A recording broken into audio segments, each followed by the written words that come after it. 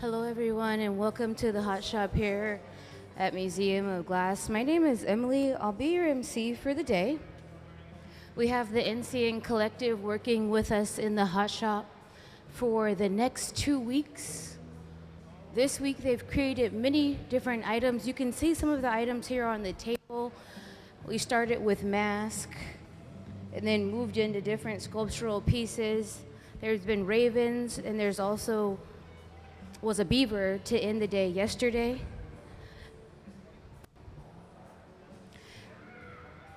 It's such a great gift to have these artists working with us in the Hot Shop over the next 2 weeks. And I'd like to give a special thank you to our residency sponsor, Jake Price. This is a Feel Their Fire residency. This group of artists was selected to come and work in the Hot Shop. On the big screen there, you can see some past works. I'll let you all know exactly what they're making as they continue in the process. And again, my name is Emily, and if you all have any questions, I'll be happy to answer your questions.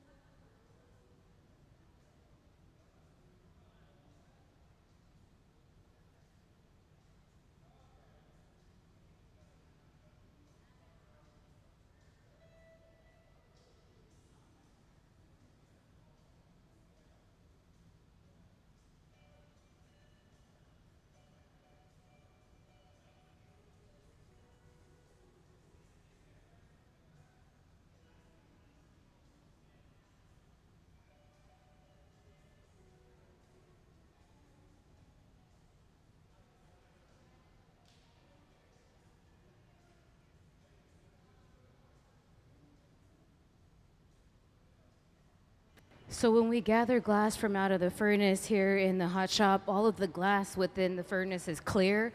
And one way that we can apply color is by going into the color booth and sifting color powder onto the surface of the glass. And this is one way to apply color.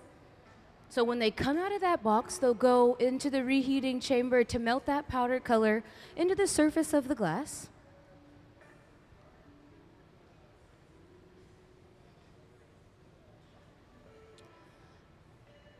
So often artists come and work in the Hot Shop to work with our core team of members, and so that allows them to be able to have more hands in the process. This collective comes with a lot of artists, which is great because then everyone's working simultaneously to make one piece. And so in the middle bench here, we have Martin Janecký, and then Preston Singletary here on the left side of the hot shop, and Joe David. Kelly Odell and Raven Skyriver, as well as Charlie Parriott, are part of this collective. And you'll see them all come onto the floor and gradually continue to work throughout the day. The reheating chamber that they use here in the hot shop, the ovens in front of the benches, they rest at about 2,300 degrees during the process, and that is to keep the glass above a certain temperature, so then we're able to manipulate the shape. The process, in the beginning and most of the way through, it always looks orange. That's only because it's hot.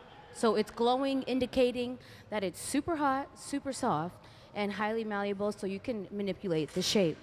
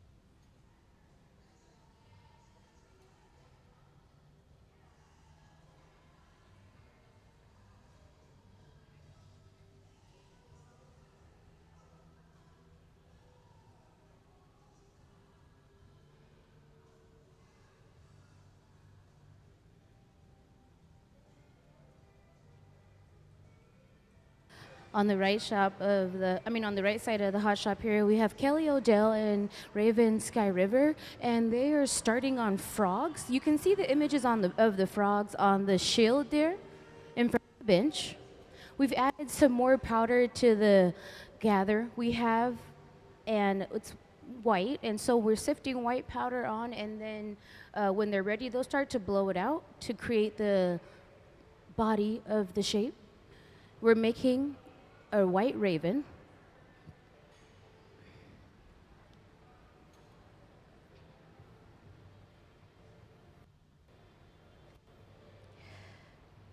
Oh.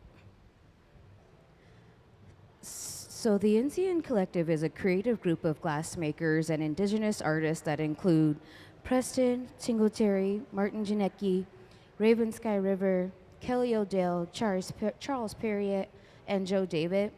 NCN stands for Nuu-chah-nulth, the tribe that Joe David comes from. With their lives woven together, some over 4 decades, they collaborate in bringing life to contemporary native sculptures using innovative glass techniques. Concepts and designs of the Tlingit and Nuu-chah-nulth tribes resonate through their unique glass sculptures. During this 2-week residency, the artists will work together in the hot shop to develop a new body of work that will draw on their artistic voices. The works created during the residency will be the basis for a future joint exhibition that showcases the collaboration as well as the individual works from the artists to demonstrate the converge of their ideas.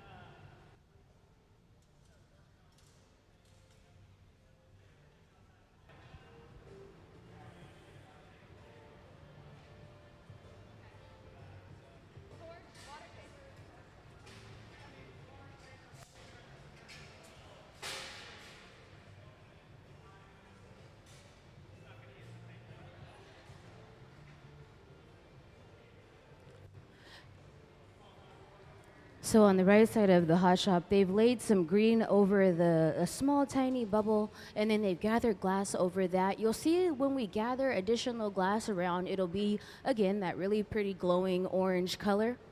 They're going to blow that out and then continue to sculpt it into the body of a frog.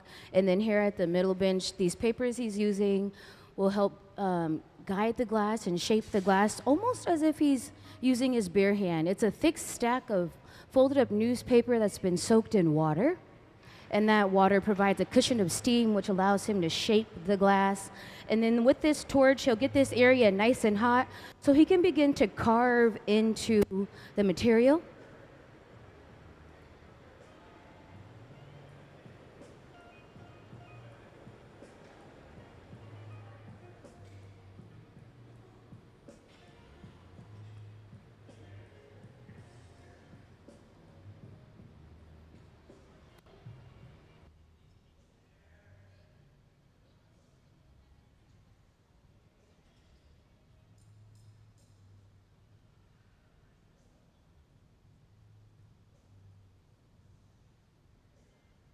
As he blows into the end of the rod, as you'll see, that bubble will start to expand. This is how we gradually blow up the piece. It doesn't all just happen in one big breath and then you have a masterpiece created.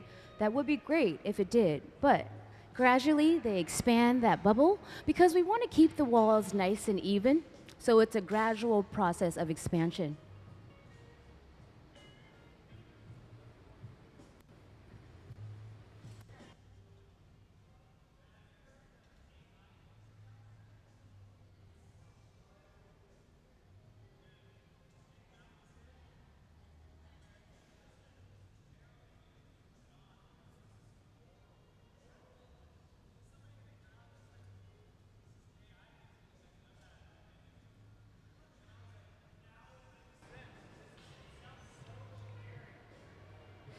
Often we have to go in and out of this reheating chamber during the process just to heat specific areas and or give the whole piece a flash. When you heat in specific areas, that's where you want it to get super hot so you can manipulate the shape.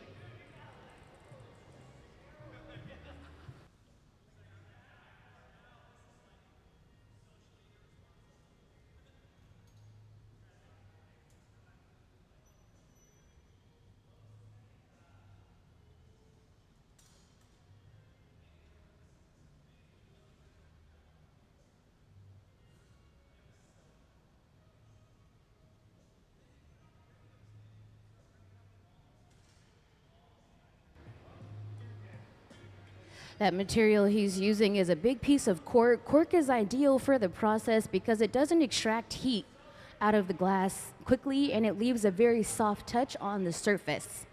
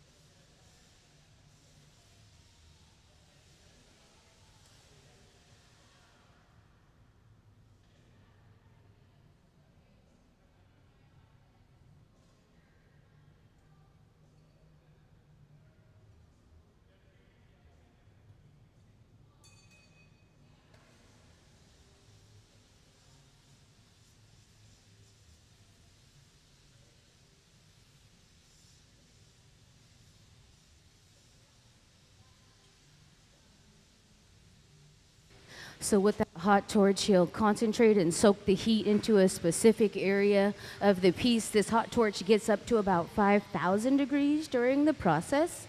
And so when they concentrate the heat there, it'll get that area nice and soft. Sometimes we can't get the whole thing super hot, or else we'll lose the shape we've been already building upon.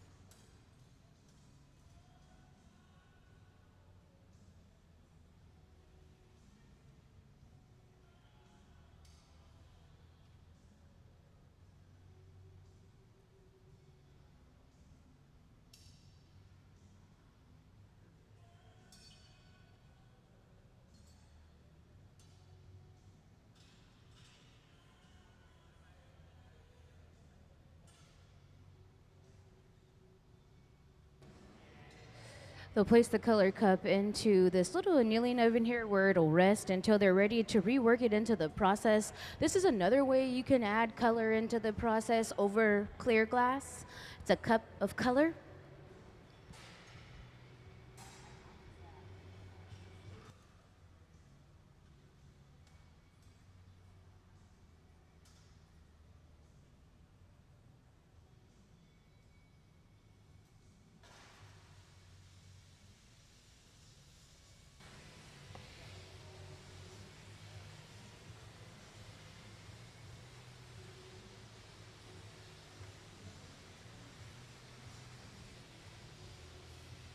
There's always really fun events happening here at Museum of Glass. So if you're interested in learning about those events, you can subscribe to our newsletter at museumofglass.org. Specifically for the NCN Collective, that they will have a hot shot party and a night blow on June 20th from 5:30 to 8 p.m.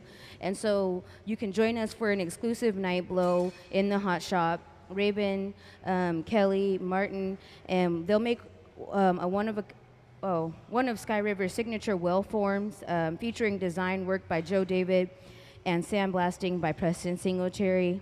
The after hours events is a chance to see a one-of-a-kind statement piece created by this collective. The first drink will be free on us, provided by Slice, as well as other types of refreshments within the cafe. So if you're interested in coming to hang out from 5:30 to 8, that'll be on June 20th.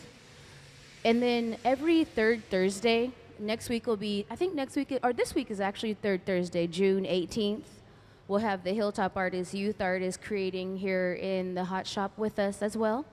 And the Hilltop Artists is a local youth organization designed to enhance the lives of the youth through glass making. And that's 5 to 8 every third Thursday. We're free to the public.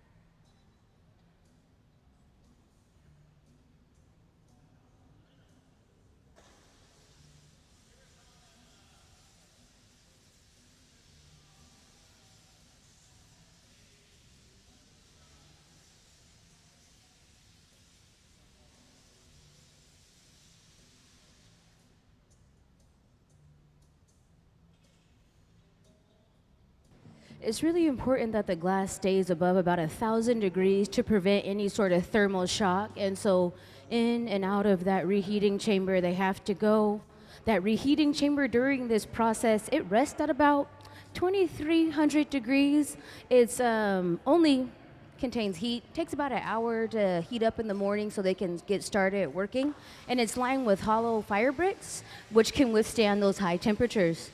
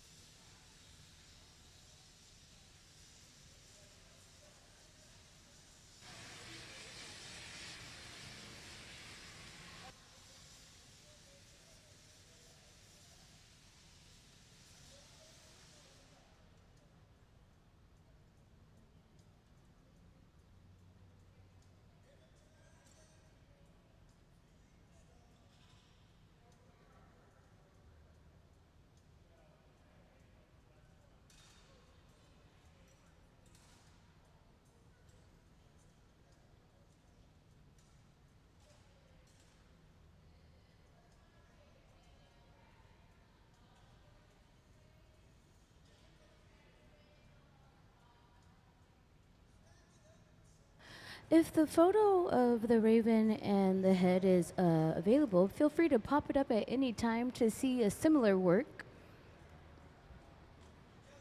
We're sculpting out the bottom portion of this white raven currently, and then later they will hot sculpt it together at a different point in time.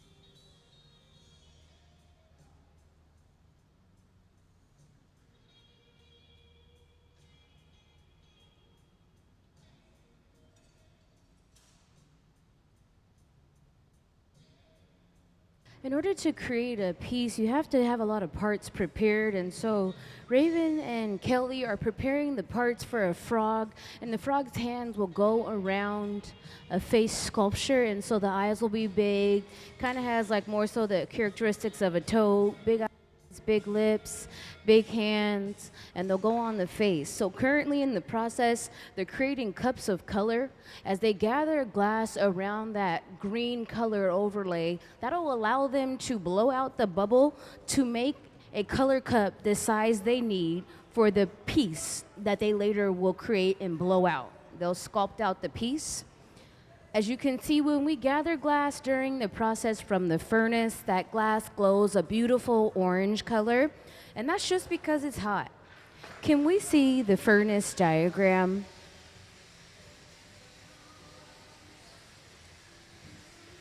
The furnaces in the hot shop here are powered by natural gas and forced air. They run 24 hours a day, 7 days a week, and they can hold up to 1,000 pounds of molten glass while resting at 2,100 degrees. All of the glass within the furnace is clear, so we always have to add color into the process. Thank you.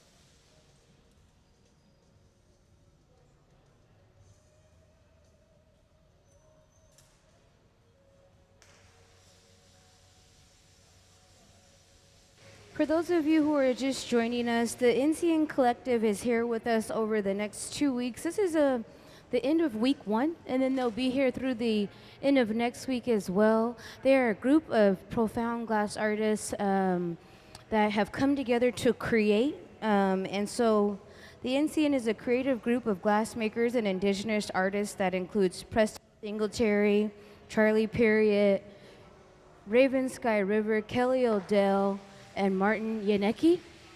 And they've come together to create a new body of work which will later be displayed, which will highlight their individual as well as collective skill sets. Joe David is also a part of this collective. He's a native elder from the Tlingit tribe, the Nuu-chah-nulth tribe. And I'd like to give a special thank you from the Museum of Glass to our Feel Their Fire residency sponsor, Jake Price. When you sponsor artists, when you select artists to come and work here in the hot shop, that gives them the ability to create an experiment, work out ideas, and produce new work here with us. So we're so happy to have this collective working with us. We're actually very, very lucky that these artists are here, showcasing their skill sets and demonstrating here in the hot shop.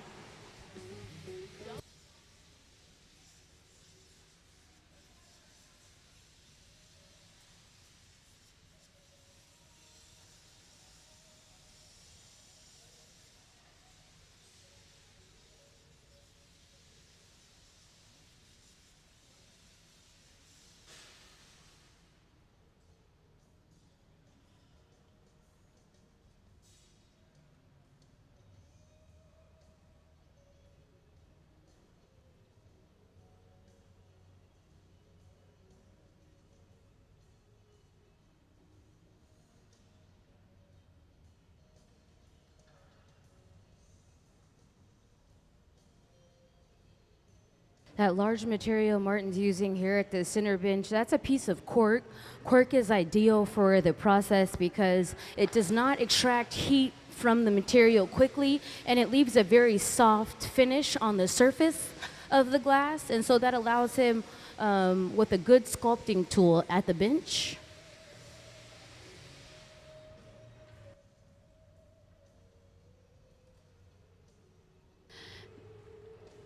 This raven is hollow, so she'll blow into the end of the rod to expand the bubble just a bit more to give that chest some more volume. As you can see, he's sculpting the bottom portion of the raven. It's a white raven, and then he'll start to work on the head next. In order to access the head, we have to transfer this piece off of the initial blowpipe to a transfer rod, which then allows us access to the top.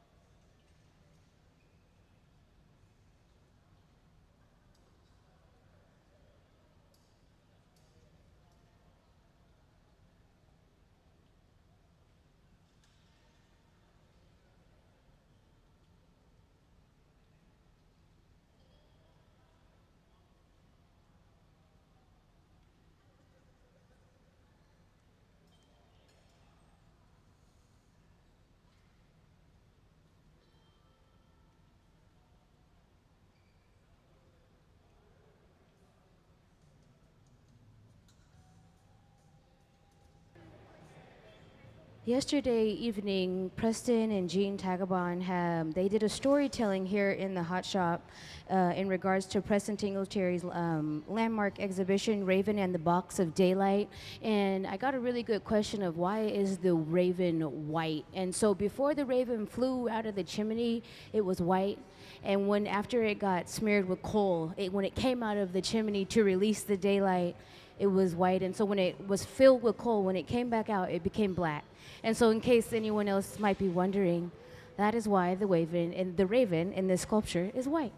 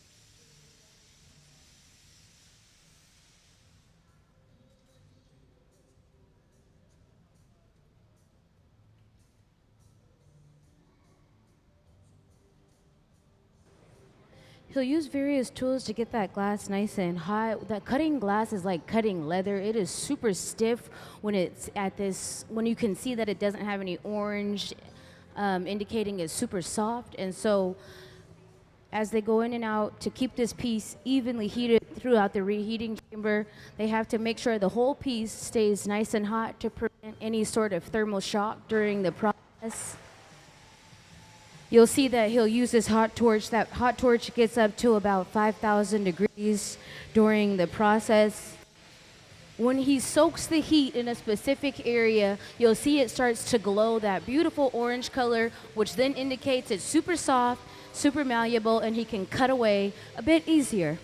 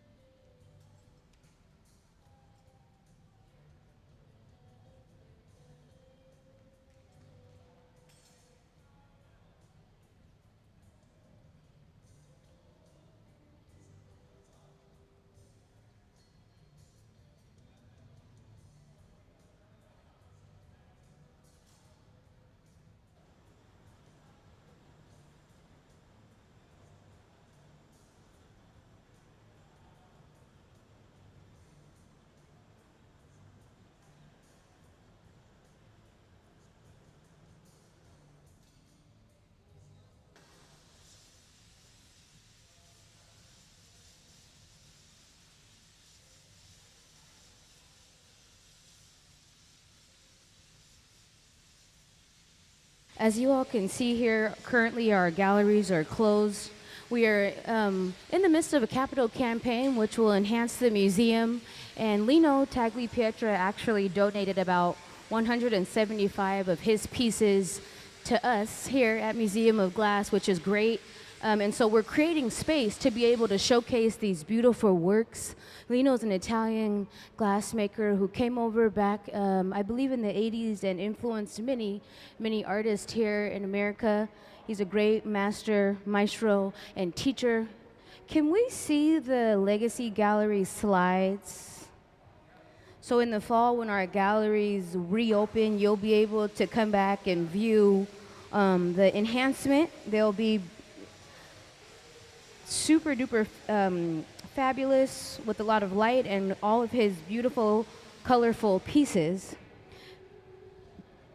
Can we see the future home of the Lino Tagliapietra Legacy Gallery slides?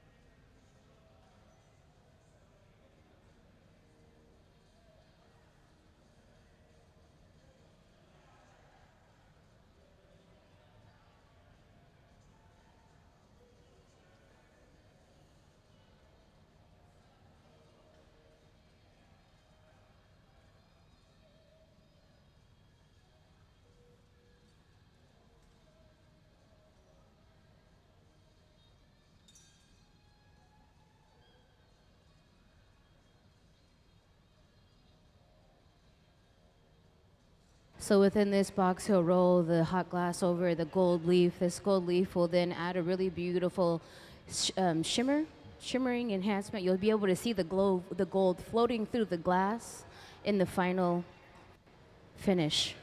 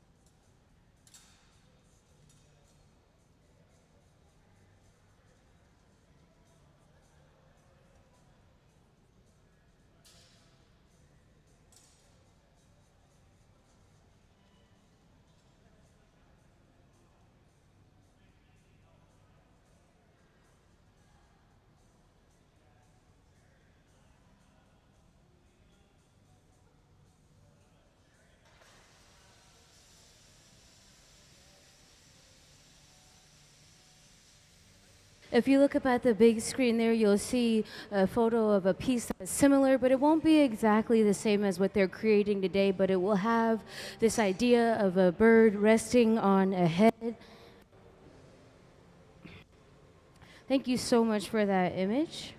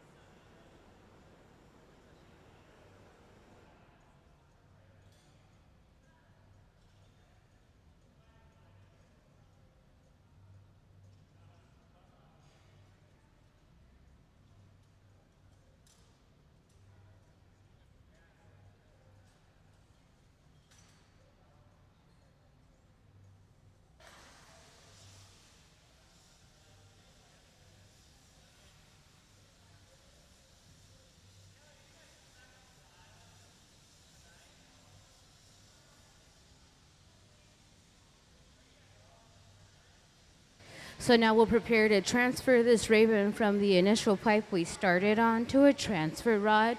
And with that torch, he'll heat up that area. And once it gets nice and hot, it'll become soft, and then he'll carve into it to remove it.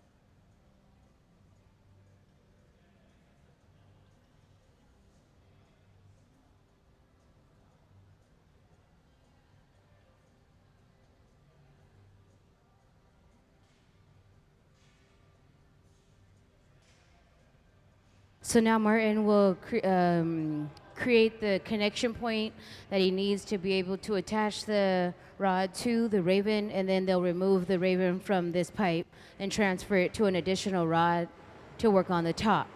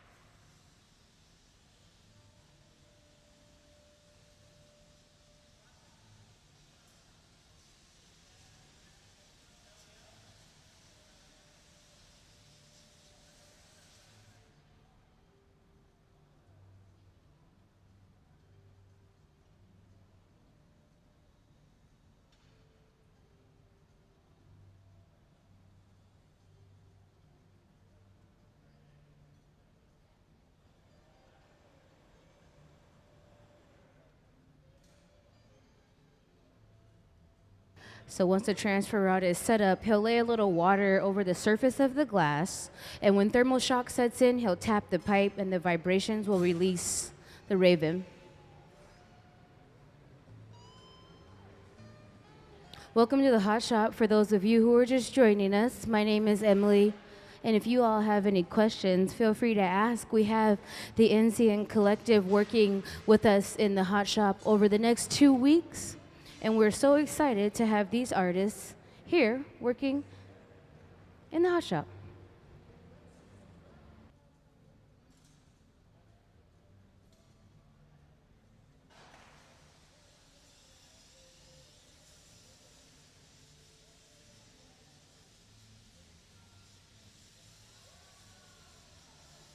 If you look up on the big screen there, we'll make a raven poached on top of a head similar to the photo. But we have to hot sculpt them both together, so they'll start with the raven and they'll move on to the head, and when they're ready, they'll join the two together. We started working on this raven around 10 o'clock, and then on the right side of the Hot Shop, Kelly and Raven, they began creating parts for the frog. They're going to make a frog over a head with the hands coming across the face. And that'll be later, they'll start to sculpt all that together.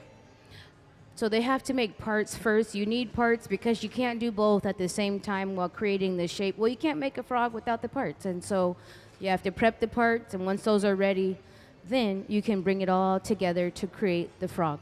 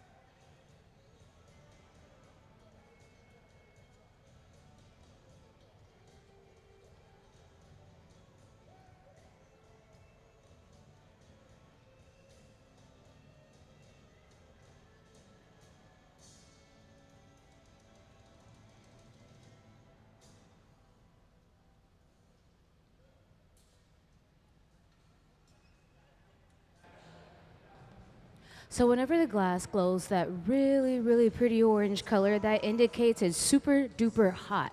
And that then will allow him to use special tools to go in and add certain creases and crevices to this raven. When it starts to cool down, you'll see that it'll become the white color it'll be when it finishes cooling overnight. And so that means it's starting to get stiff. So we have to go in and out of the reheating chamber for two reasons: to reheat the piece, but to also get it super hot where we need to sculpt.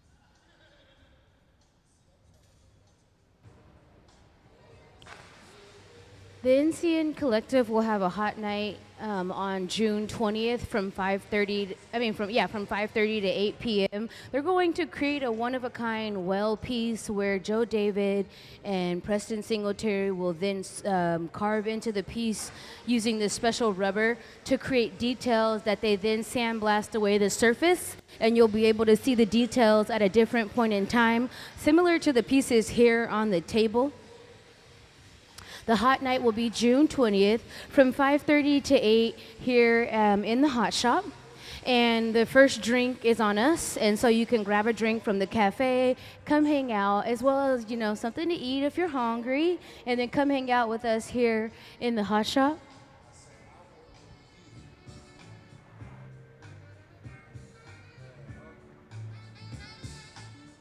As they continue to sculpt, let's see, we'll go through one artist video at a time. If we could see Martin Janecky's artist video. Martin's from the Czech. He's one of the best glassmakers from the Czech, and he's here working with us, demonstrating his skill sets, as well as with the other artists, a part of the NCN Collective. So can we see Martin Janecky's Meet the Artists video?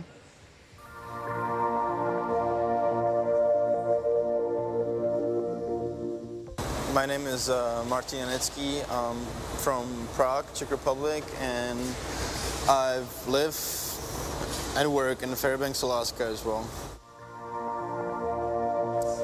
I've been blowing glass for about 17 years now, since '93, and it's all I know, and it's all I've been doing, and yeah, I never stopped. I love it every day. Wonderful.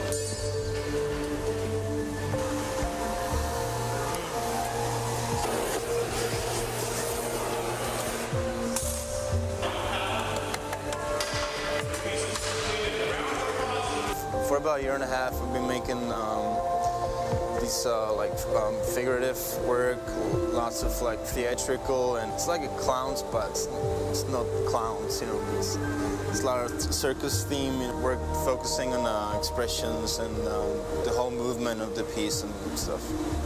Yeah, I use the word Kafka-esque to describe your clowns. Would you think that's appropriate? That's great. Okay. You know, this sculpting is very technical, but then there's obviously this kind of undercurrent of emotion or confusion or angst or, you know, whatever it is. Each one's probably individual, but there's, you know, there's something under the surface rather than just the... Yeah, it's not really happy stuff. I don't make the happy. I think there's enough happy stuff. The bright bumblebees and all that stuff. I'm like, you know, I'm one of the happiest glassblower on earth, so I have to like balance it out with this stuff. Okay. So Martin is actually one of the most humble, talented glassblowers that we've ever met. He started working on the factory floor when the age of 13, and he became a master at the factory at the age of 21. He doesn't talk about his work a lot, but among glassblowers he's considered to be one of the best, especially considering his age. We're very privileged to have him here at the Museum of Glass this week. I brought some parts from Alaska, and we're going to be putting together some larger figures.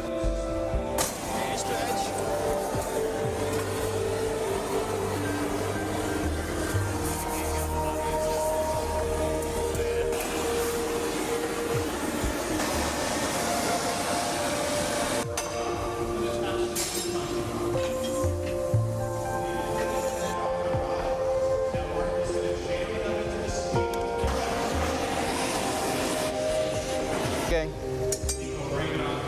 Okay.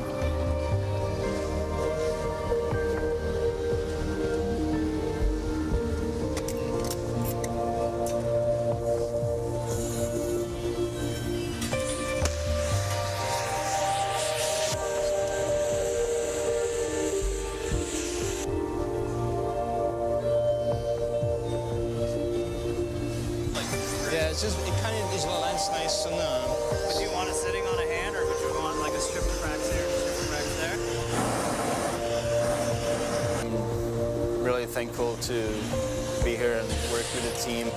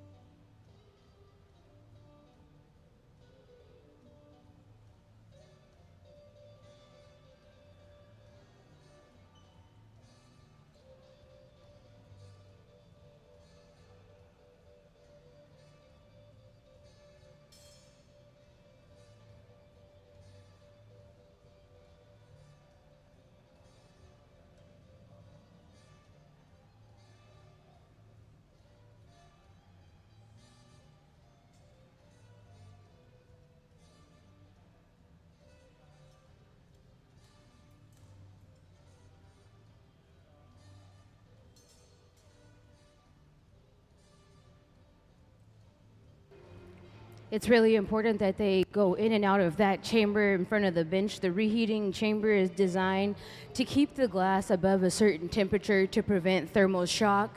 When it starts to get cool, you could potentially come up against shock, anything below 1,000 degrees. So that is why they have to go in and out of the reheating chamber.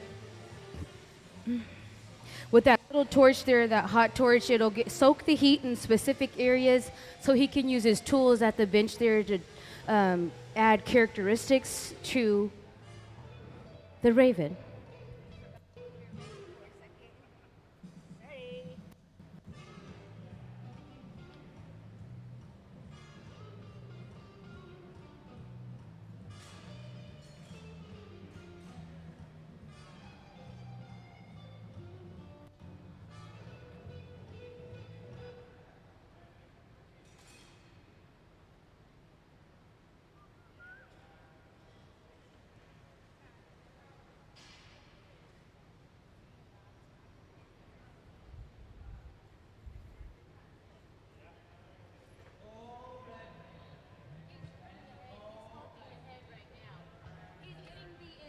Features right now. He's doing inside sculpting.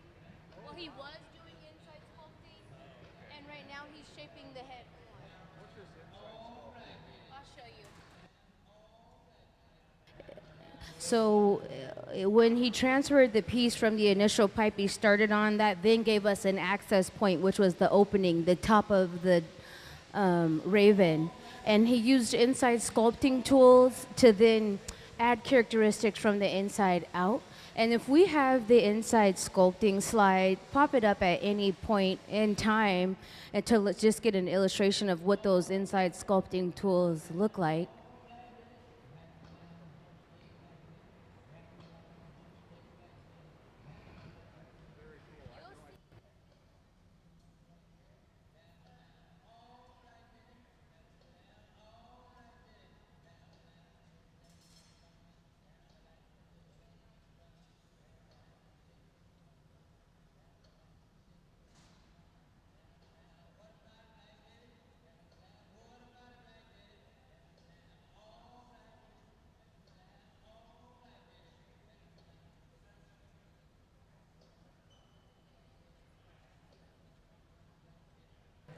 So if you look up at the big screen there, you'll be able to see they'll get certain areas nice and hot, and then it's with these inside sculpting tools, they'll be able to pronounce different features.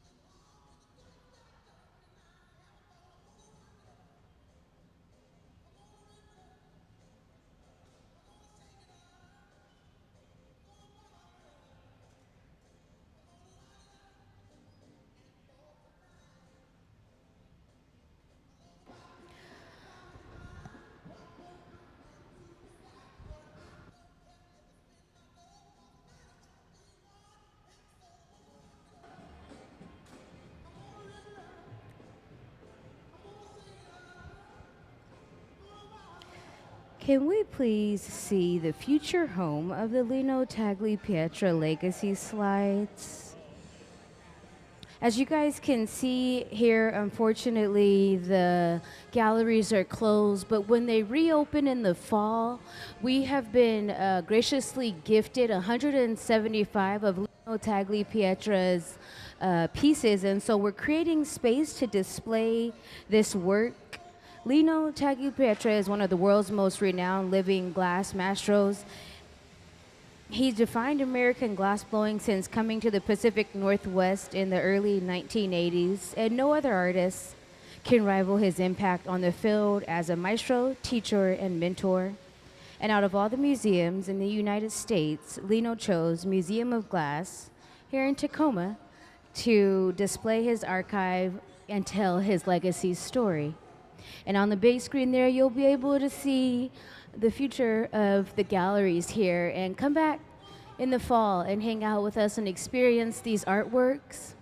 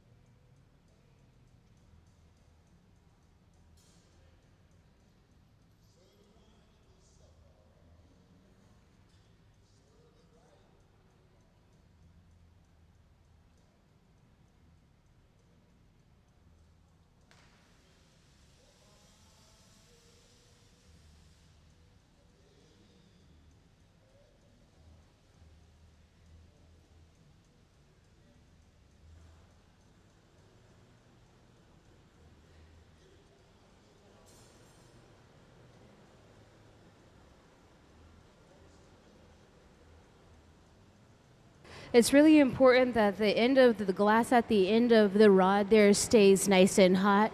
This is our connection point to the process. So with that torch, she'll make sure to keep this area of the rod nice and warm. That's why she's hitting it with the fluffy torch. That torch gets up to about 2,500 degrees and then back to the reheating chamber. We don't want to get that area too hot when we go into the reheating chamber. Also, it goes into that chamber last and it comes out first. But the whole thing needs to be evenly heated throughout, and so that's why she's torching the end of the rod. And Raven and Kelly here are preparing to pick up a cup of color that they created. And this is how the piece that they're going to begin to sculpt will have color applied to the glass, because the glass that he has gathered from the furnace is clear. Can we see the furnace diagram?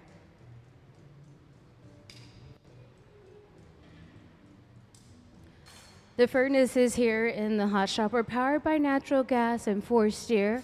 They run 24 hours a day, 7 days a week, and they can hold up to 1,000 pounds of molten glass while resting at about 2,100 degrees. Dipping into that furnace is like dipping into a jar of honey. The glass contains a certain level of viscosity, which allows it to adhere to itself, and then when you come out, you'll have a nice good gather of glass, just like Raven has at the end of his rod. Thank you.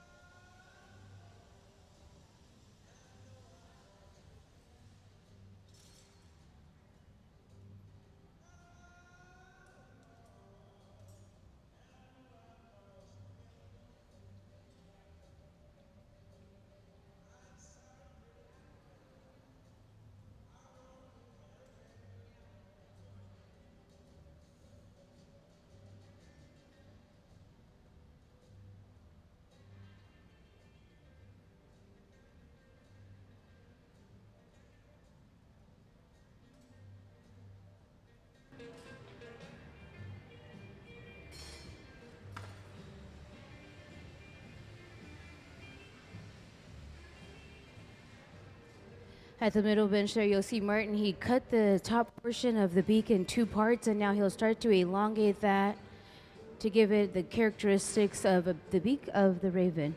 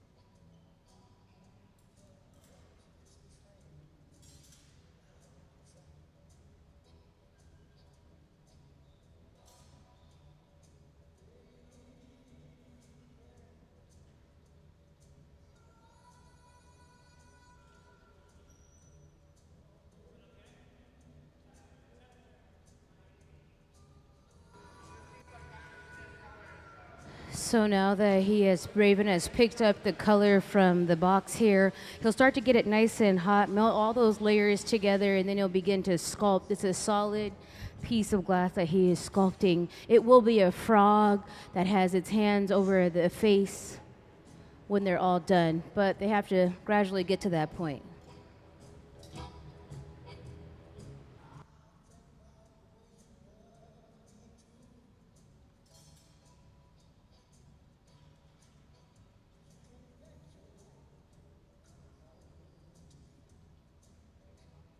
If you all are ever interested in what's happening here in the hot shop, we live stream the process Wednesday through Sunday from 10 to 5 p.m. at museumofglass.org. So you can always tune in from the comfort of wherever you are and watch the process.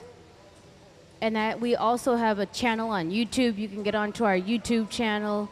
Just type in Museum of Glass and you can watch the live stream.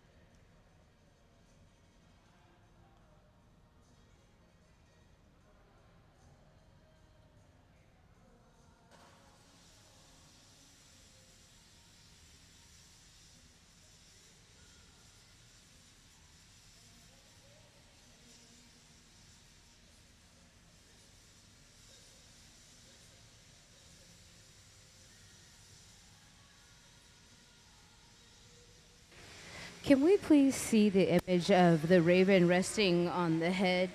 So we're currently, as you can see, Martin has sculpted out the white raven here in the hot shop, and this raven will rest on a glass head that they will create, and then they're gonna hot sculpt the pieces together at a different point in time today. It'll be similar to the image on the big screen. This is one of Martin's past works. It won't be exactly the same. Thank you.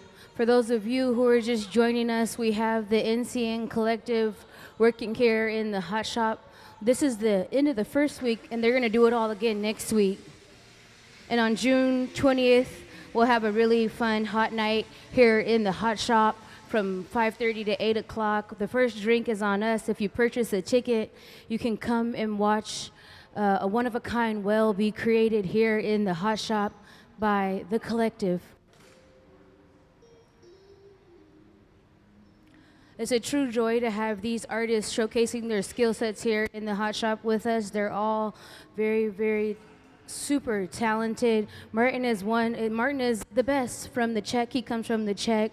And then Raven and Kelly are from around the area. Preston is Seattle-based as well. I'm not exactly sure where Charlie Parriott may reside, but he could be local. And then also Joe David. He's actually a native elder that comes from the Nuu-chah-nulth tribe.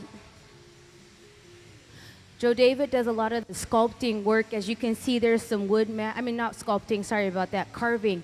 And so you'll see the wooden masks that he creates here on the table. And then later when they created these glass masks on Wednesday, they will be covered with this rubber that is just a stencil, and then with an X-Acto knife, they'll go in and they'll carve out different designs. And then in the sandblasting machine, when they sandblast away the surface, it'll leave the patterns on the glass.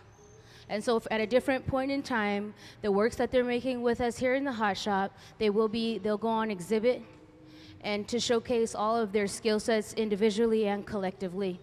On the right side of the hot shop, Kelly and Raven are sculpting out a frog.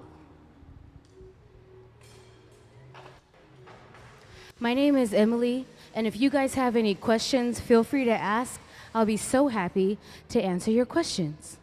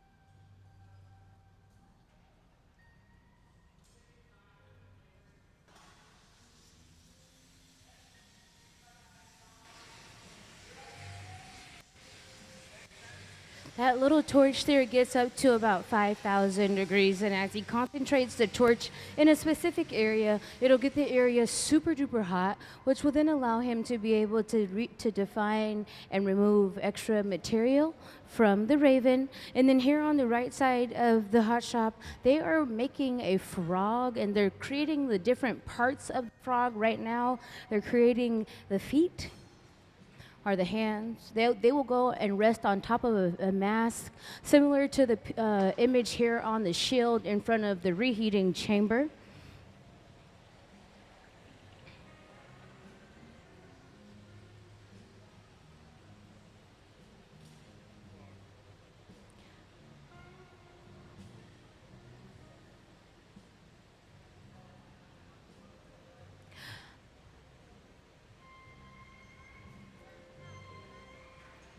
On the right side of the hot shop, you're looking at Raven, Skyriver, and Kelly O'Dell. They are a portion of this NCN Collective that's working with us here to learn a little bit more about Raven. Can we see Raven's Meet the Artist video?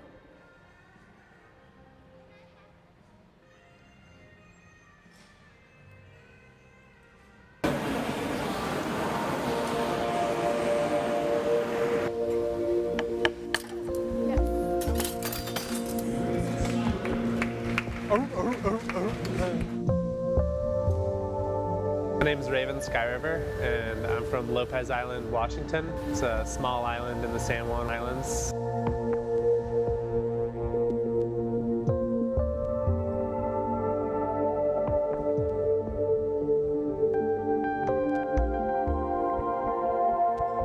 I was born in a house with no running water or electricity, and my mom pretty much didn't allow TV in the house, so it was a lot of just playing out in the woods and being on the water as a young kid.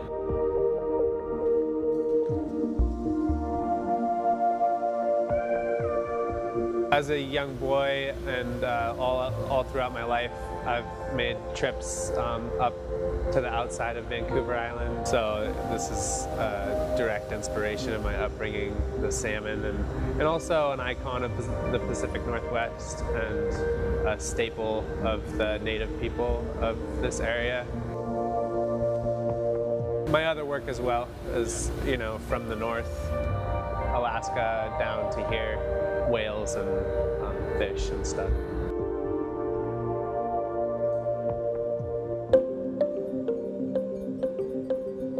As far as the dynamicism of the work, I think that's probably one of the hardest things is proportion and getting everything to look like in the right place.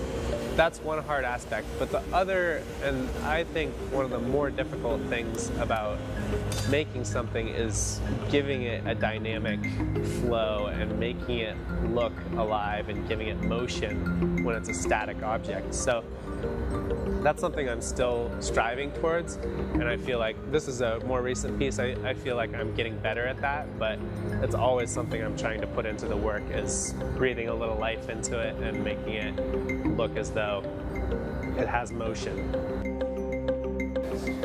I like to work from a reference pretty much always. A lot of these books are really great examples of not only the coloration and the form, but also the movement of the creatures that are being depicted in glass. So it helps me not only catch the form and color, but also the mannerisms and how the creatures move in their environments. Don't make the pattern too organized or anything. The coloring of the bubble is a big part of what goes into it. So it's been a long time as far as the process of figuring out which colors go where and what works well together. Some things I try to be a little more whimsical with and do a looser interpretation. So I've definitely spent a lot of time developing which colors work well together.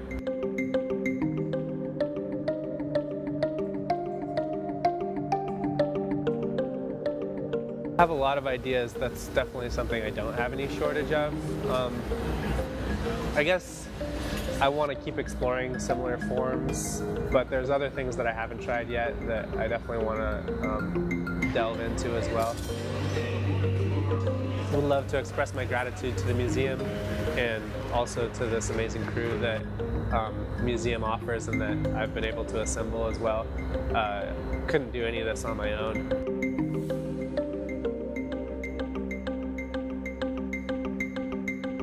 We've placed the Raven inside of the garage. Let's give them a big round of applause for all their hard work. Martin, the NCN Collective, and the Hot Shop team.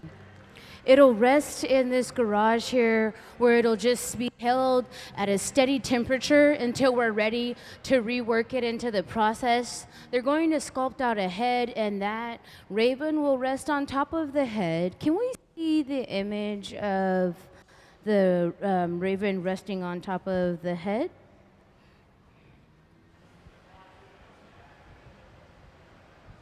So it'll be a sculpture similar to the one here on the big screen that we will create.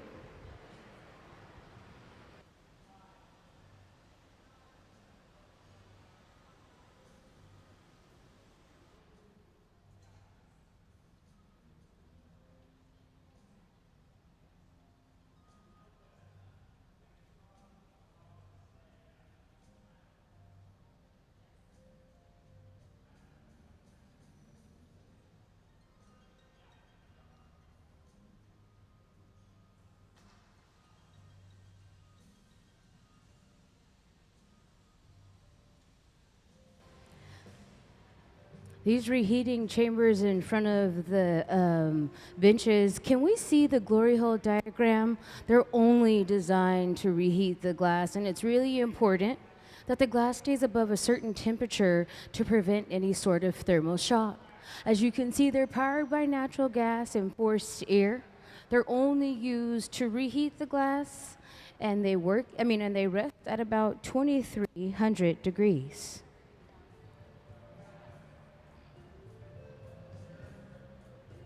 Thank you.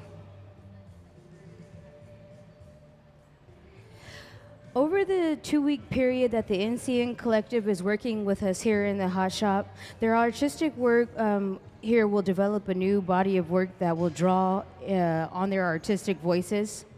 Their works created during the residency will be the basis for a future joint exhibition that showcases the collaboration as well as the individual works from the artists to demonstrate the convergence of their ideas. The members of the NCN Collective have transversed through each of each other's lives beginning in the late 70s. Between the Pacific Northwest and the Czech Republic, through Pilchuck Glass School and various glass teams and studios, collaborating, traveling the world, teaching, demonstrating, and developing each of their unique individual approaches. The NCN Collective consists of Charlie Parriott, Joe David, Martin Janecký, Preston Singletary, Kelly O'Dell, Raven Skyriver, and Raven Skyriver. And I'd like to give a special thank you from the Museum of Glass to the Feel Their Fire residency sponsor, Jake Price.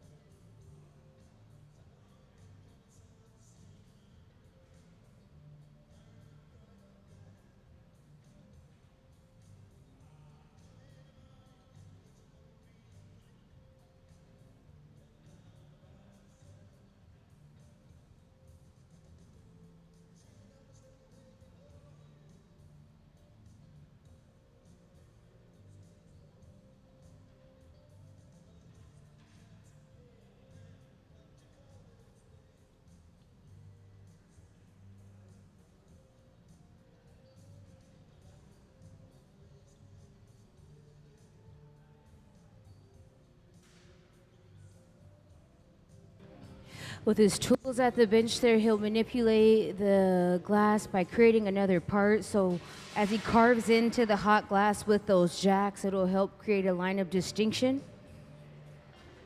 And then with the papers, he will shape the glass. The papers are a thick stack of folded up newspaper that have been soaking in water.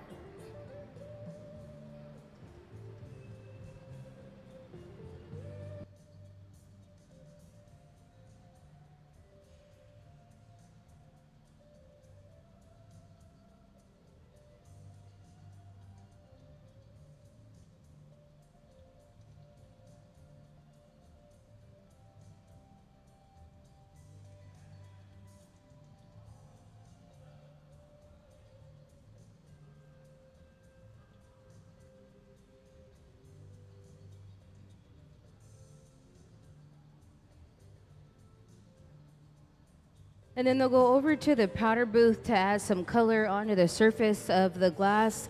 The powder booth, if we could put the camera on the powder booth, you'll be able to see that they're sifting powder onto the surface of the glass. We do this in an enclosed space, so then the glass that flies away, we don't inhale.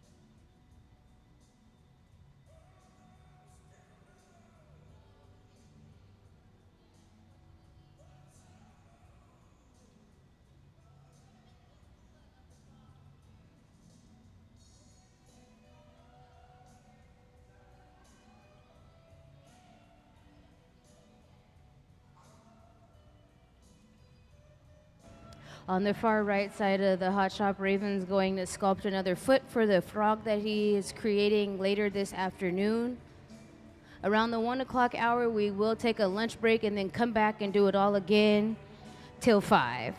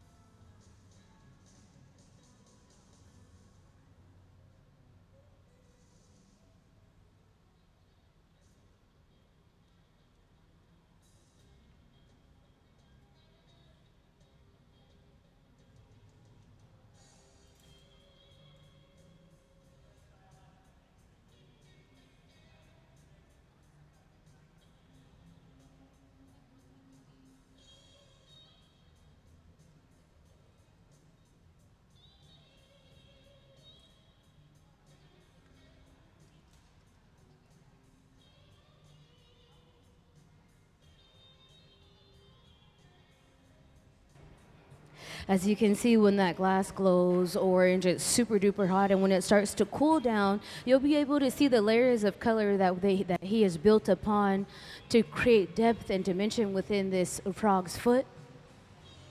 After they finish this frog's foot, we will go to lunch for about 1 hour and then come back and do it all again until 5 o'clock. Thank you guys so much for hanging out with us here at Museum of Glass. I hope you're having a wonderful Sunday.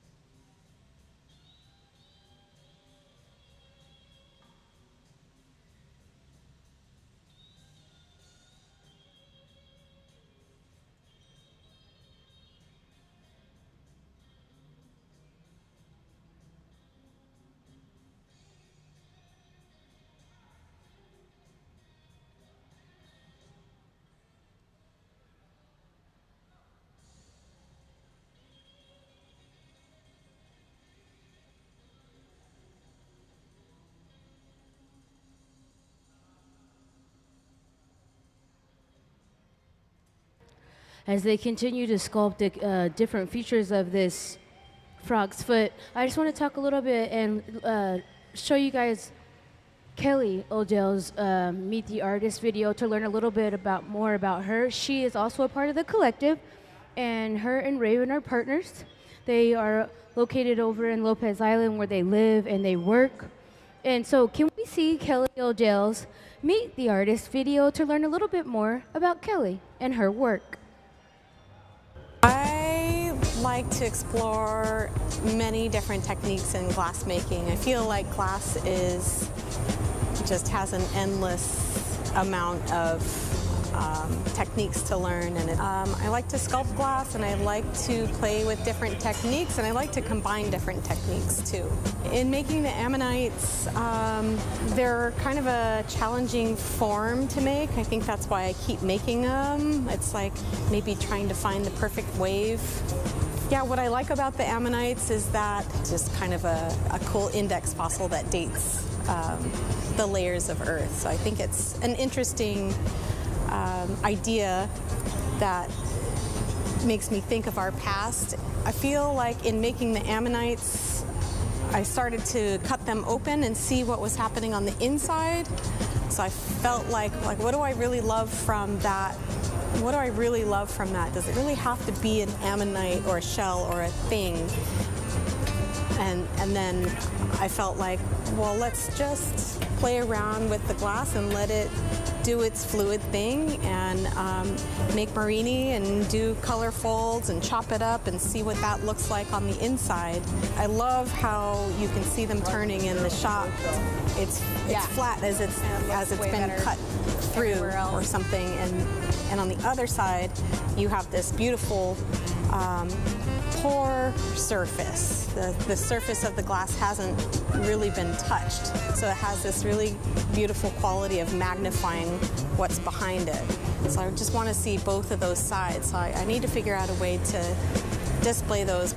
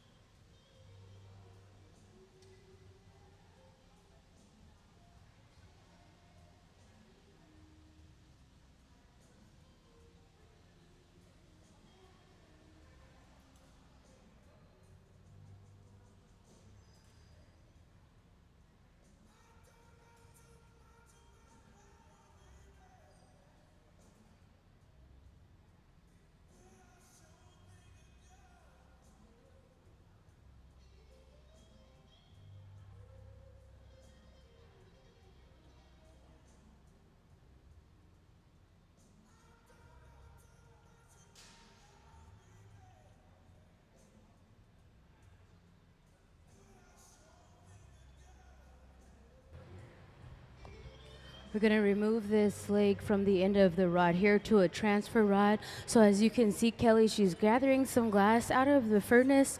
She'll create a small connection point at the end of the rod there. And she'll connect it to the end of the frog's foot so then they can clean up the opposite side.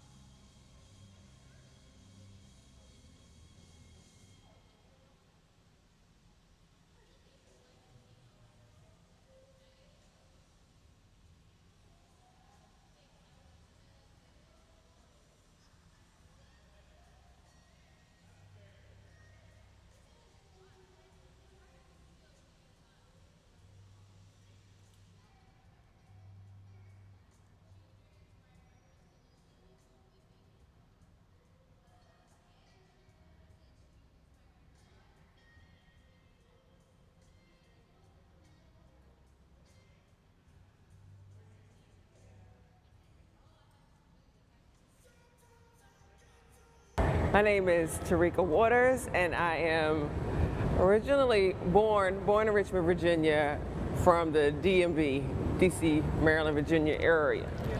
I am making a windshield for my rocket ship. So I have a solo exhibition coming up at the Seattle Art Museum.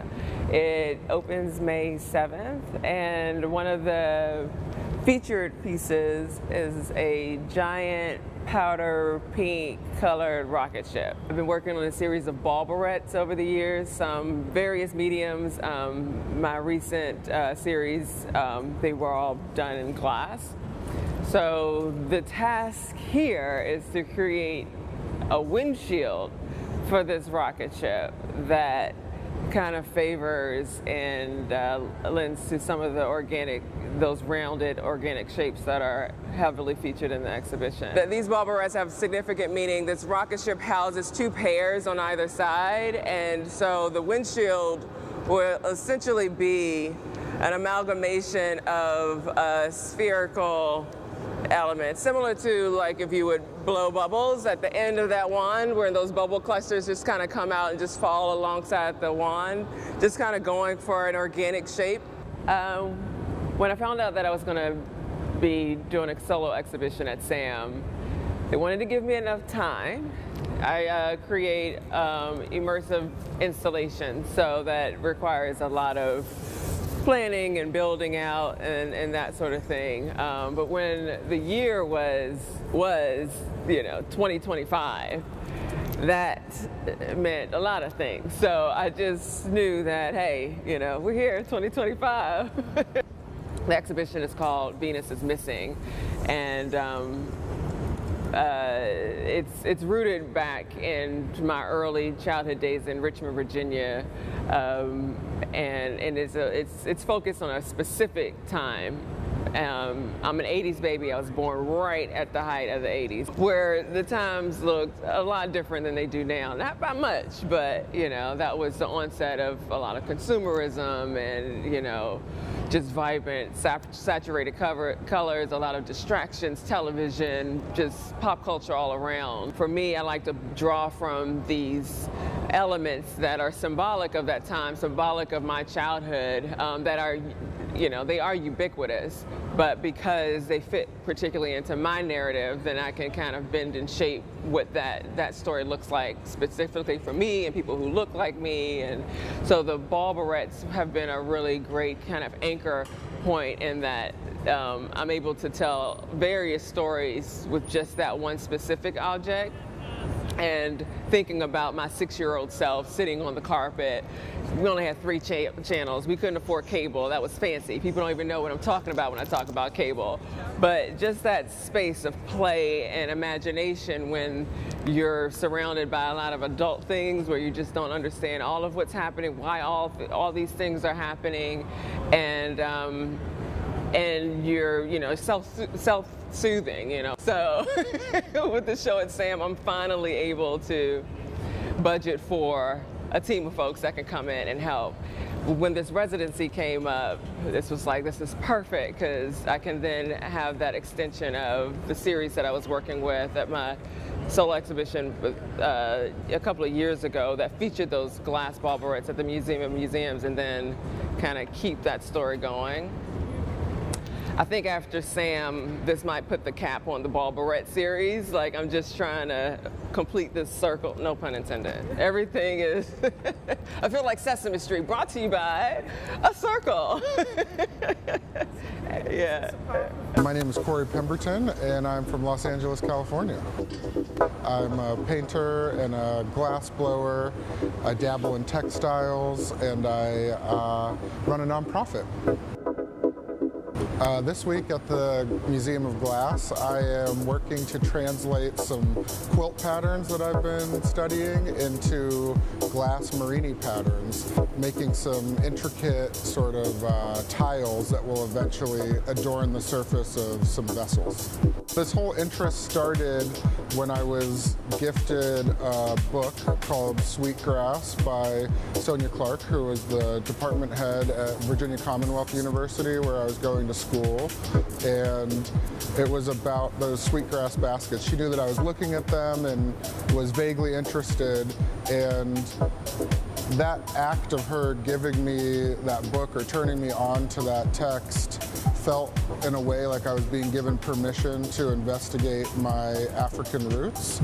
And I am of mixed race, and so sometimes I felt a little bit like it wasn't my place to investigate that sort of work or those sorts of interests in my work.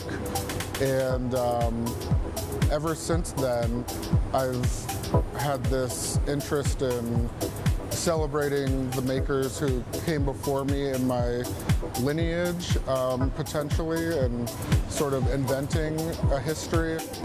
Yeah, I want to go from the balconies there. The one pattern that we've been focusing on a lot the last few days is the log cabin quilt block.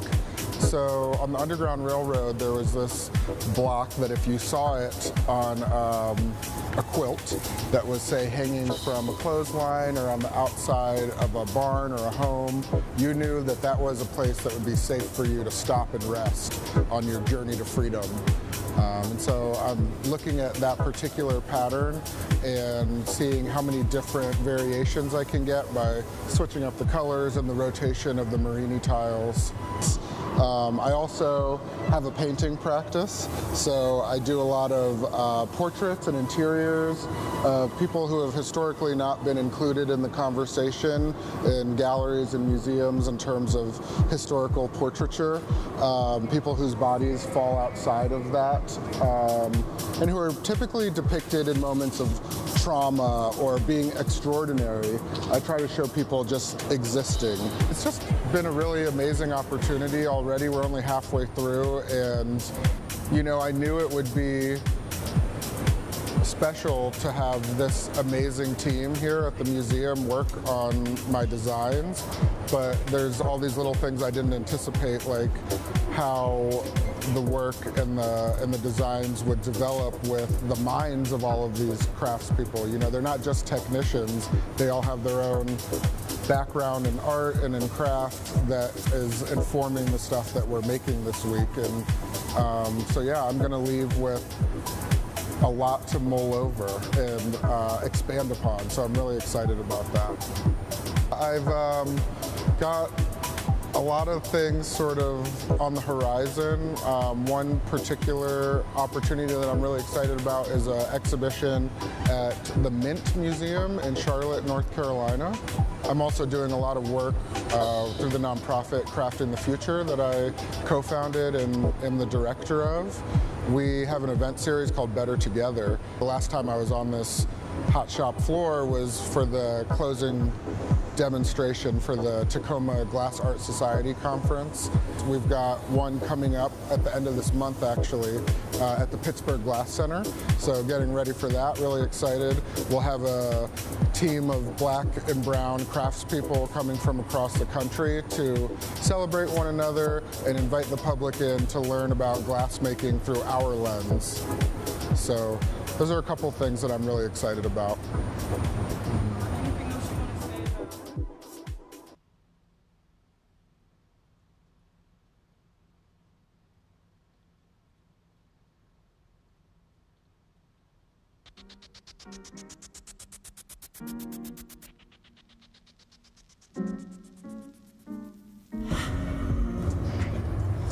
Well, thank you guys all for being here and being such an integral part of my career.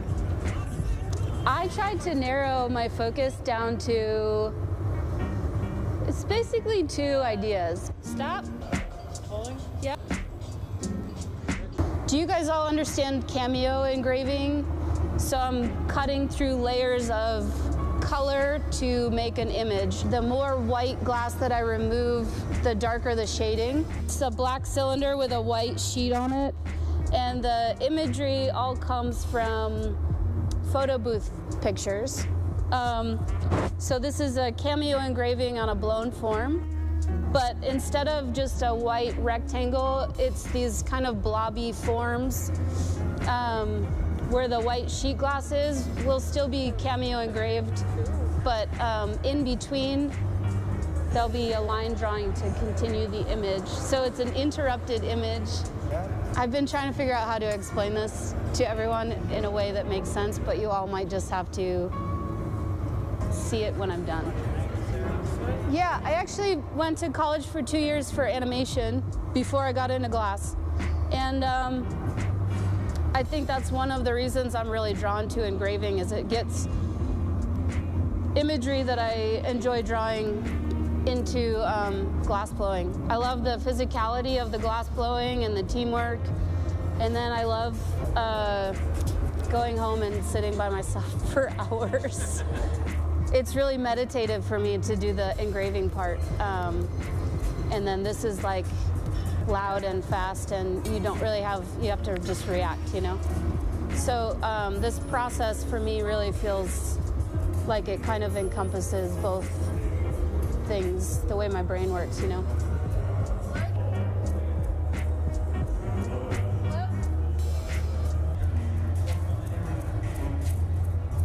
A little blowing.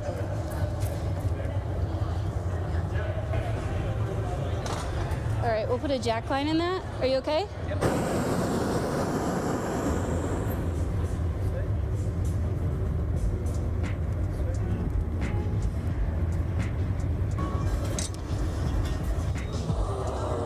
Yeah, I just want to blow it up now, Nick. Okay. How do you feel?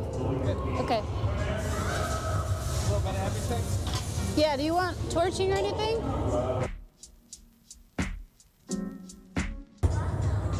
Is that the cerise? The cup?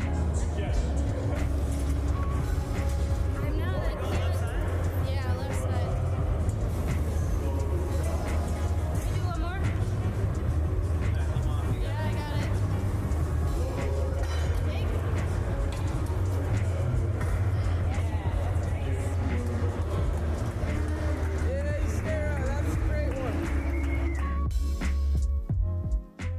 Hi, my name is Benjamin Cobb. I'm the hot shop director and one of the glass blowers here at the Museum of Glass.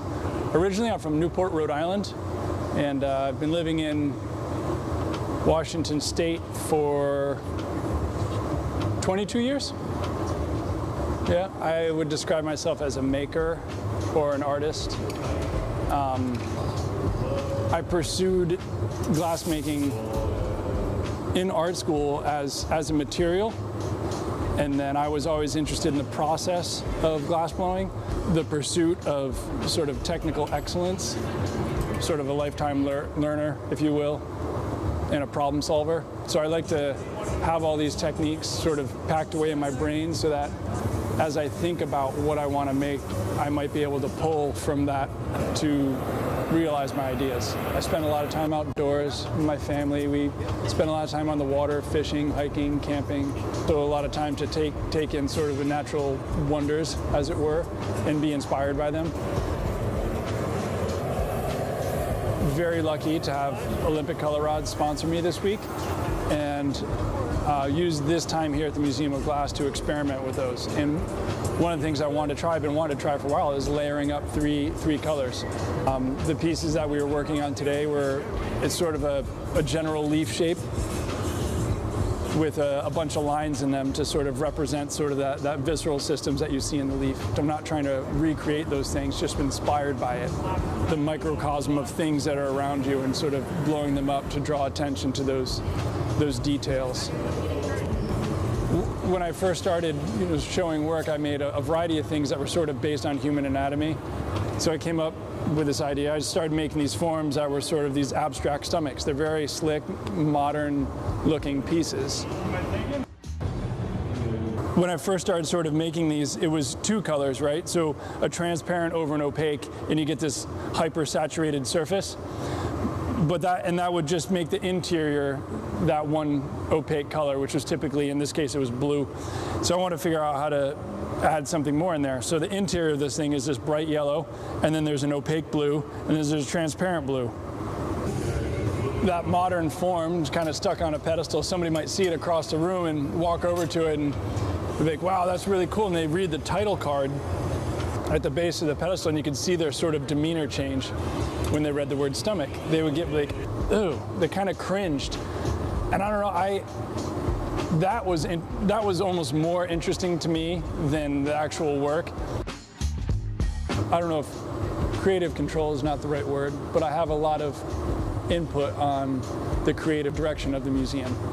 From developing the Visiting Arts program, working with curatorial closely. Is having a full-time job sometimes limits your focus on your personal work. So I think over the past 22 years, this might be my third residency here. I mean, there's nothing wrong with that, but we facilitate other people's ideas. That's what we do. We facilitate other people's dreams coming true here in the hot shop. And to be able to have this 5 days to focus on my own work is awesome. It's incredible. The folks that are on the floor with me, Kristen Elliott, Gabe Feenan, Sarah Gilbert, Nick Davis. This week, also Sayuri Fukuda has come down to help. There's a few others that are coming up this weekend. I mean, it's awesome. And they're all here to help me realize my ideas. And that's so special.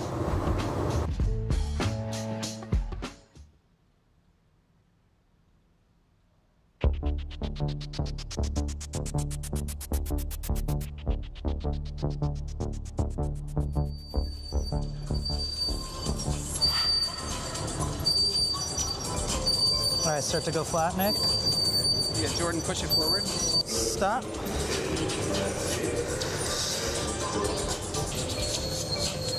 Yeah, I got a little bit of an angle there. Just give it a light one. We got to sandwich it one more time. Whew, I got to put a glove on. Oh, I said it's like punning up on the inside.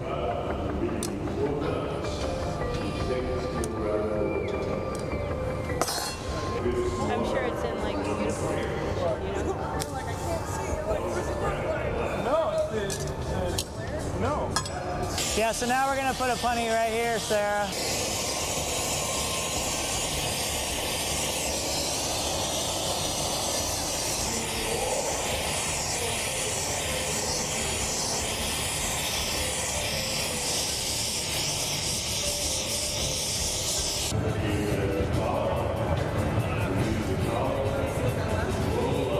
Ben, you wore cargo shorts so long that they come out of style, in style, and back in style. Cap?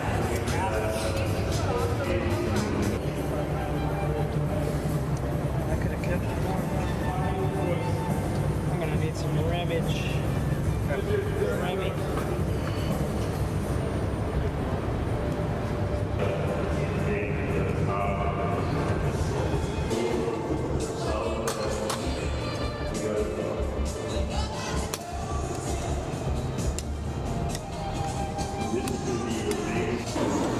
You can call me Nancy.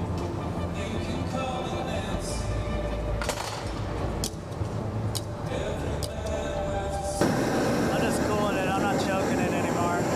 Ooh, this is leaking. You got a little air on it? This is right now. Okay. You ready?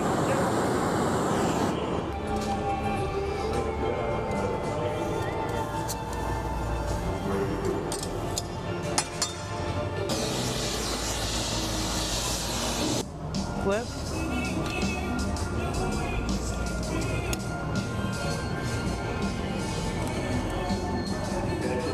Pull, Sarah.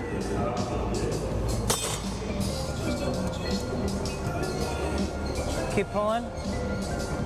Good.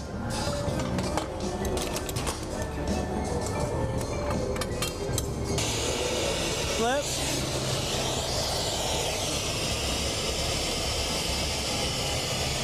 Take it. I got it. To the side. Go up again.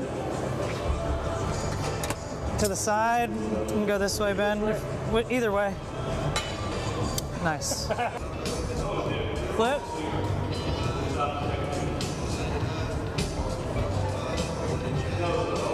Start torching up there, Nick. Pull, Sarah. Stop. Let me get the other torch. Good. Now I'm gonna get out real quick. Hui. Give me some tweezers. We'll make some small stuff tomorrow.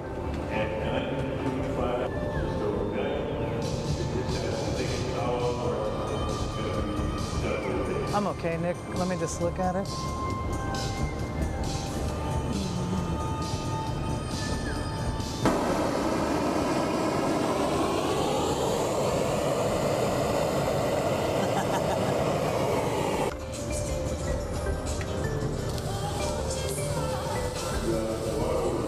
How's it coming off? You want it flat or on edge, Nick? Edge. Flip. One more flip. All right, take it.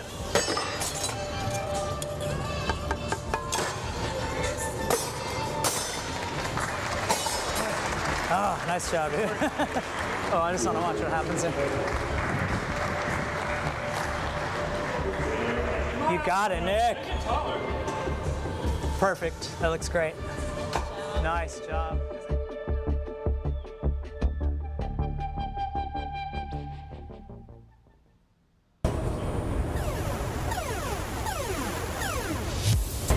My name is Eleanor Anderson, and I currently live in Hamtramck, Michigan, but I'm moving to Portland, Maine. My practice is mostly grounded in textiles, but I love the process of learning other mediums and playing in other genres. So I work mostly making large-scale fabric collages, and those incorporate a variety of different textile techniques. Sometimes weaving, sometimes knitting, sometimes hand embroidery. I think a lot about the human urge to play. Compositions where I stay fully engaged in the whole process. I don't have a preconceived plan before I go into them, so they really come about in a emergent way rather than a pre-planned sort of I have a sketch or something like that. I came in with a lot of experiments that I started during the residency at Pilchuck, and then this week they're all getting a lot bigger. We're making some glass bricks or squares that I'm going to be later using in an installation. And I've also been experimenting with flame working stringer into a knot pattern, and so these are getting applied to different vessels, like some bowls and vases. I think this afternoon we're going to do a smushed cup, a bunch of cups that kind of get compressed. I think they might be, maybe they'll exist on the blocks, or maybe they'll exist on a table or in constellation with other works. But I just love that. I love that they're so vibrant. I love that they stay luminous, and they can be both matte and transparent and sandblasted or shiny, and the light reflects and they glow. It's really like a collaboration between me and the material, or me and machine. I'm Cedric Mitchell. I'm a Los Angeles-based glass artist. I think, as an artist, it's just, you have to, one, believe in yourself. And then, I spent a lot of time with perpetual practice. I come from a production background. A lot of my influences come from Editorial Sotsas and the Memphis Design Group, Nickelodeon, so childhood cartoons and old school 90s and 80s toys that came from that era. And then also playground equipment, incorporate bright and vibrant colors, and with a mixture of these black and white stripes and these crazy busy patterns. Glass was a wide open lane. When I first started blowing glass, just doing research on famous black glass artists and realizing that there weren't very many of those people. So my search results generated Deborah Moore, Thurman Statham, and Shay Rhodes. Those are my 3 reference points. And then just realizing that that needs to change. So instead of looking into them, it's just becoming one myself. I was so it's like a beam. I usually make these really tight, crisp forms and things like that. But I started talking about this thing called the modern funk aesthetic. And then I started looking at my stuff, my work, and it's it's not funky enough, So making it a little more funky, adding this crazy wild pattern and some softer type shapes where it's not super crispy, and then maybe off center a little bit. And then some elements are still straight, it's straight here and straight here, but it's a little funky in there. And then you're still using those traditional techniques Marini and cane, and then the Encalmo technique, but then trying to make it mine. Yeah. In the background, the background, is that cane or is that opaque? It'll be opaque, so opaque color. So the first color, type effect. And then also like planning to like, how can these vessels or these patterns that I'm creating with traditional techniques also roll over into like fashion. You know, fashion also plays a role as me being like a former musician or a rapper. So like being highly involved in fashion and staying in tune with those things. And then also like hip hop as well, like the graffiti art, the cheetah print came from like fashion, like back in the 90s and the 80s where that was coming about. And then also like wrestling, so like those, my favorite wrestlers also had like bright colors like Macho Man and then like Sting. Trying to incorporate some of those things in my work. You know, everything that we're doing is like experimentation. So we've been just like trying new ideas of like shapes and then just, you know, figuring out what the marinis are doing. They're like in the spaces where they're hot, where the marini are, they create like this weird like bubbles and things. So it's a little lumpy, like a tortoise shell, which adds to the funkiness and the irregular shape. And then embracing that, you know. You spend so much time chasing mastery and making these things really nice, and then you hear people say that it's too nice. So there's no uniqueness to it, or it looks like it came from IKEA. So like switching it up and then just generating, you know, a one-time thing. You know, this will not be recreated again. So all the forms that I'm making, I don't plan on making them again.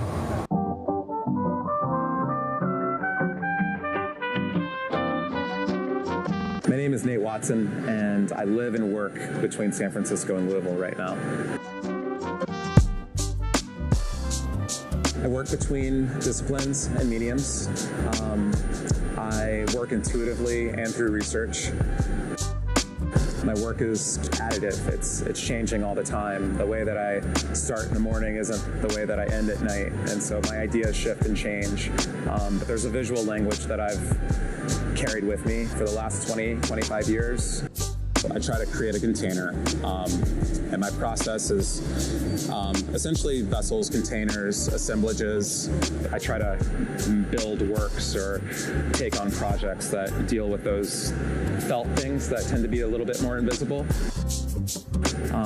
I think as an artist, I think of myself sometimes as a translator, and also making things I've come to understand is really healing for me as well, and I think it is for others.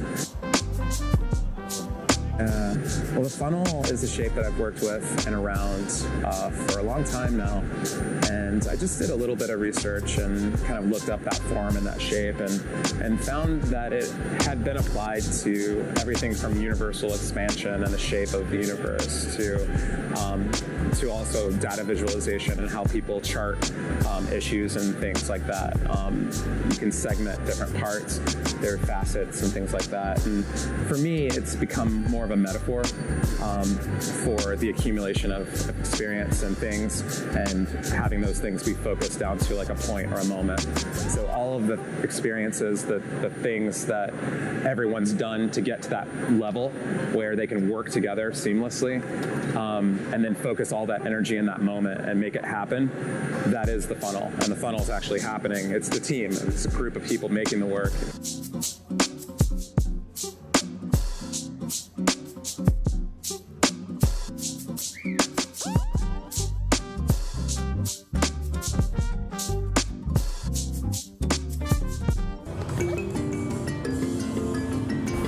My name is Victoria Amadizada Melendez. I'm from Philadelphia, Pennsylvania.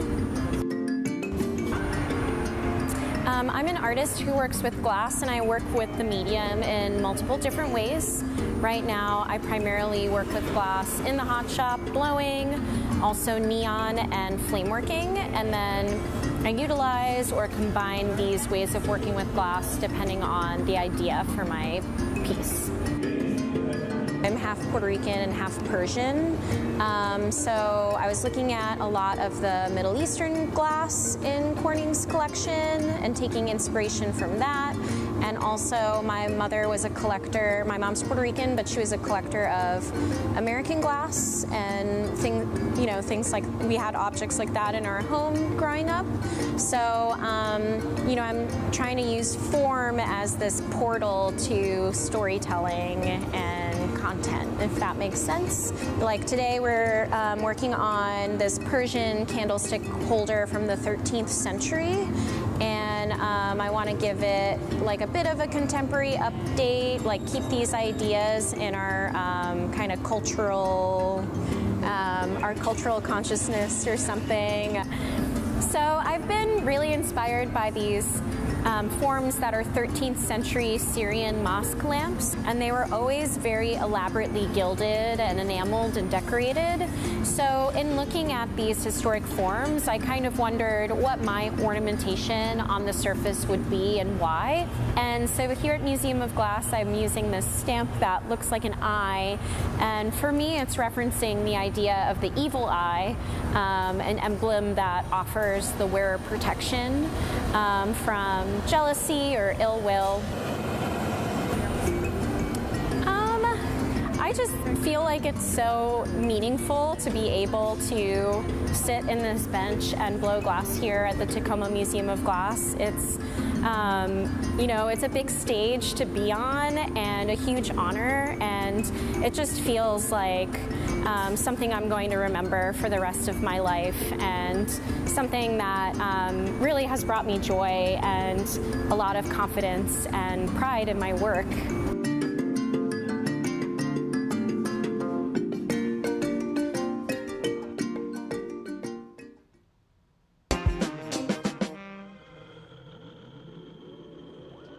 I like to explore many different techniques in glass making. I feel like glass just has an endless amount of techniques to learn, and I like to sculpt glass, and I like to play with different techniques, and I like to combine different techniques too.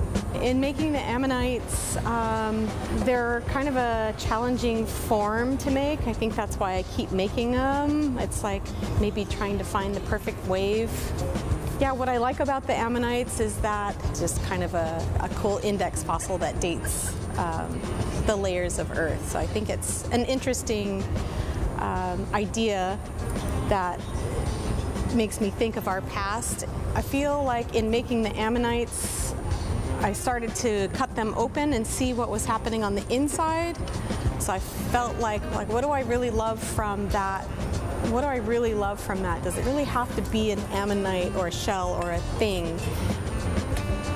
And then I felt like, well, let's just play around with the glass and let it do its fluid thing, and make marini and do color folds and chop it up and see what that looks like on the inside. I love how you can see them turning in the shop. It's flat as it's been cut through or something, and on the other side you have this beautiful pore surface. The surface of the glass hasn't really been touched, so it has this really beautiful quality of magnifying what's behind it. So I just want to see both of those sides. So I need to figure out a way to display those.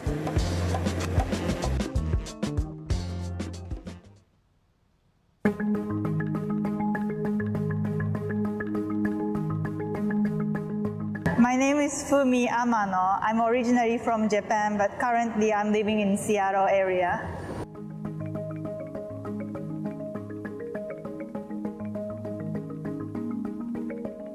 It's my first time doing the visiting artist program here, but when I moved to the US in 2013, I was in Seattle and helping lots of glass artist friends. So because I really wanted to experience in glass studio, so I was helping lots of glass artist friends in this hot shop as well. I was assigned to make a sculpture with glass for a new concourse C at SeaTac Airport. So I'm working with the museum team to create lots of rondelles for that sculpture.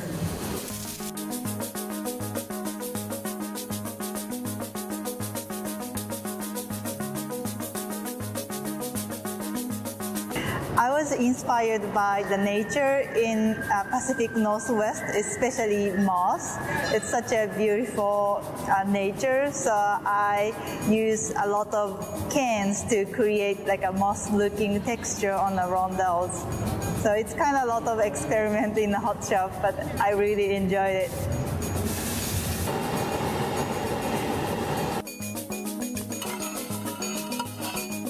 yeah, I can't wait to make rondels with it. It's a kind of like a patient time, like, you know, pulling cans 1 day, 2 day, all days. But, you know, after that, we can just roll up and making lots of rondels. So I can't wait to do that.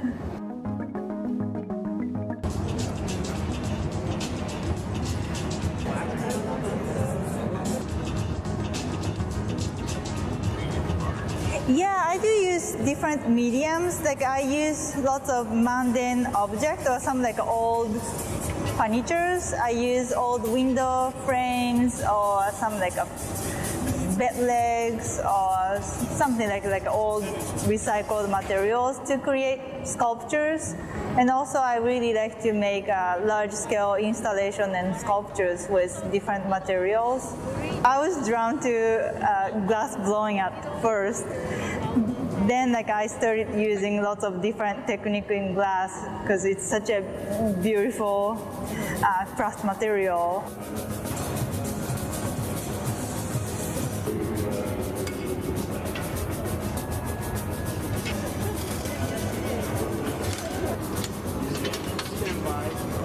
Yeah, it's so satisfying to see like a really good glass artist like manipulating glass so smoothly. It's so satisfying to watch. So, yeah. It's gonna be a public art at the airport. The most exciting part is maybe my family could see my work when they, you know, visit me. Then they will see my piece at first. So that's I'm so excited about this project. Yeah, I really enjoyed it. Like, I see a lot like rondels we made yesterday.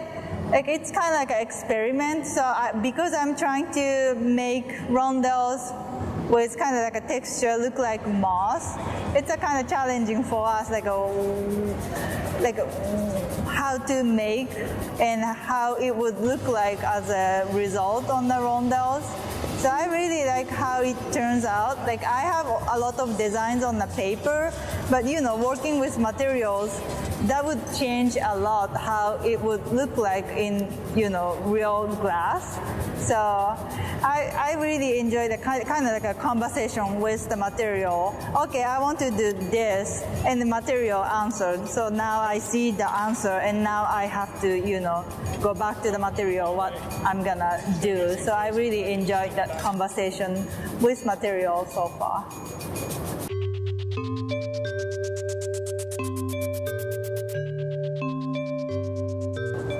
I'm Jay.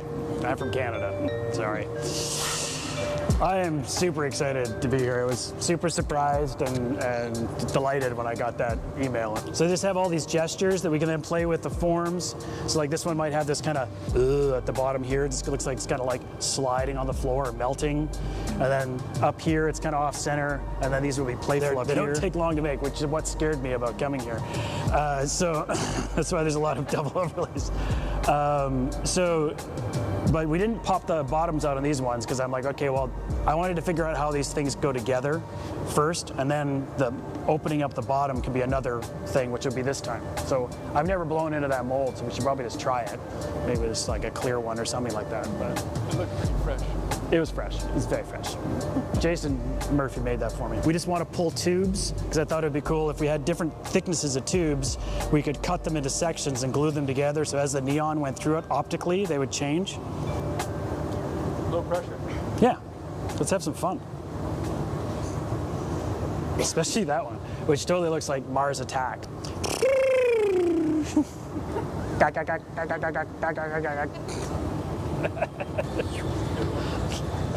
That's where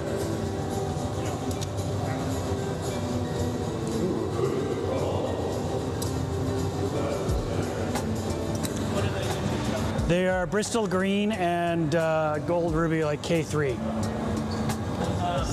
Yeah, and we're gonna do the long pull up up from there, like maybe tomorrow or something like that. What do you mean? We're gonna try basically pulling this out, but then just doing it from up top so it drops in, and then just bend it into a U there and try and manipulate it. Okay. We've been trying. Yeah. No success. We've had some turned brown, which is an interesting color? Yeah, that's the selenium coming out of solution. When it gets heated up, basically, the different molecules of the different chemistries that are in there come out of solution, and they basically go out of phase, and that's where that milkiness comes from. So it's about how you heat your color out. When you're in there, when you drop it, heat it, when you do it, and then how you do your gathers. If you keep the whole thing clear in terms of your heat, and have it strike when it comes out there, that's when you'll get that true red. But that muddiness is just from that initial heat up. Yeah.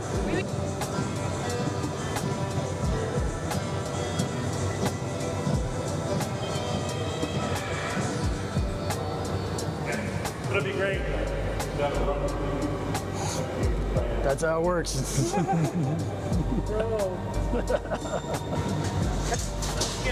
want to break this one and see what she looks like in the middle. Okay.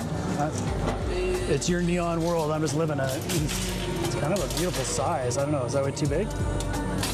Oh, like the diameter? The diameter is fine. I am worried that It's too thick. a little thick. Yeah, just score it.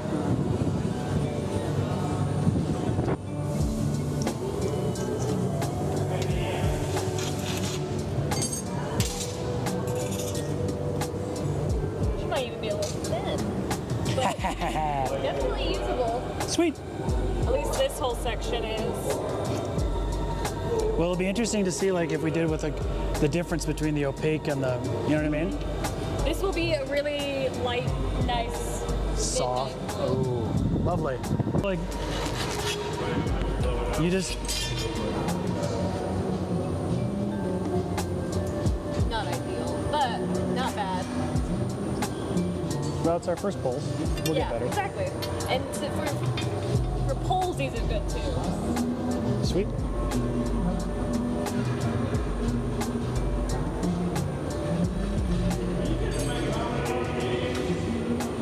Oh, that's beautiful.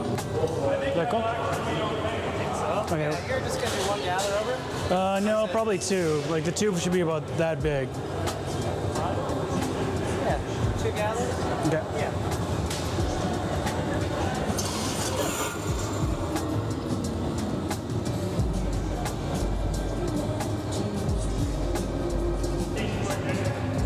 YouTube. This is a thicker thing, right? This smallish thing? Yeah. So I think maybe the tube should be about like that wide. Okay. And how finished you is like? It doesn't even have. That seems big, but. Yeah, it could be big. It could be big, I guess. But, well, I don't know. I'm just, so 2-inch diameter. The green is denser than the pink, so. It's a good question.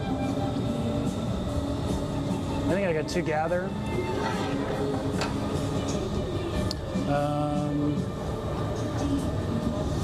That wide, if it goes like that. It'd be kind of funny if it was like a short one. Well, I'd kind of always be short. Yeah. Depends where you cut it. That's true. That's fair. So just try to make a nice bend. Yeah, it's just You get really artificial looking ruby. So you want a color sample of this guy? Sure. And then one of the cobalt. Do you want neon and argon of both of them? If we do that, then I'll know what it looks like. Yeah. Yeah. This will turn gray. Okay. That will turn purple with our neon. Yeah, we'll do 2 color samples of each. Okay, cool. Then we can see, like, we can look through different colors and see what they look like, sort of thing. Cap? Yeah. No cap. No, I'm just kidding. No cap. Jay.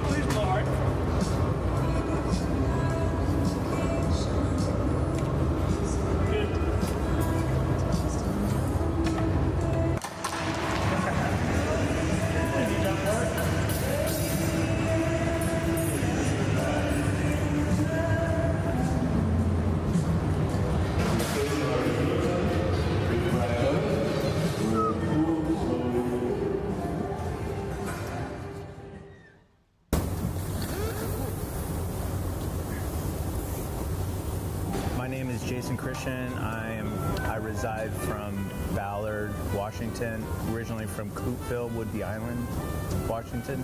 I've been making glass for 28 years. I started in a factory called the Glass Eye Studio in Seattle, Washington.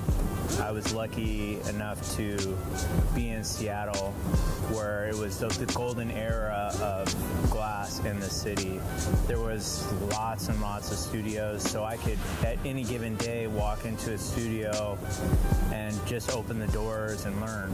I started coming here months after it opened, so it's been fun to grow with the team and know everyone and meet all the people that have come and gone and stayed, and it's a part of me and part of my career, so I'm grateful for having me and being a part of my life.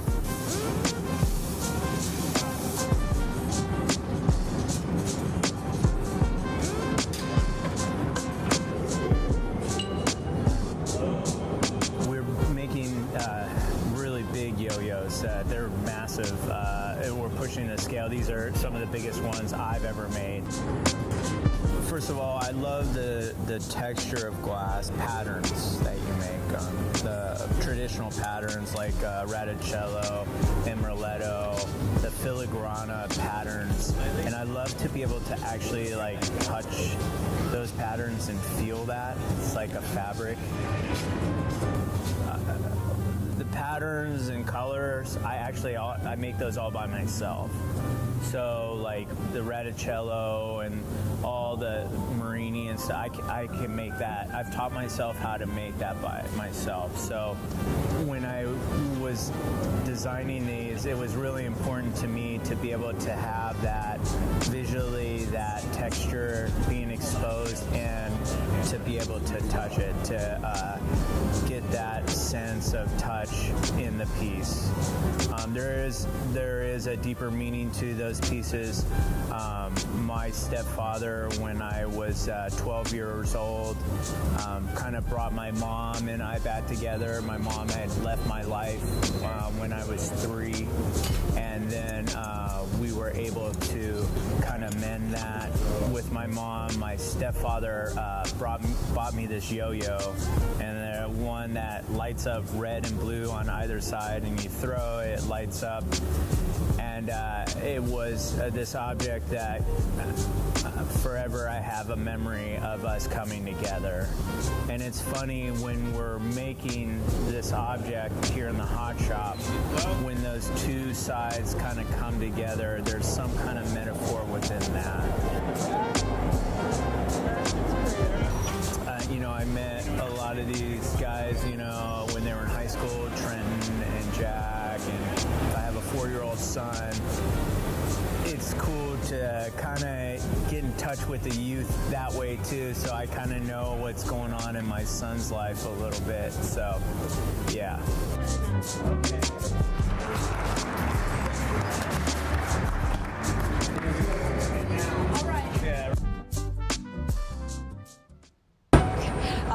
I'm from Hong Kong. My name is Kun.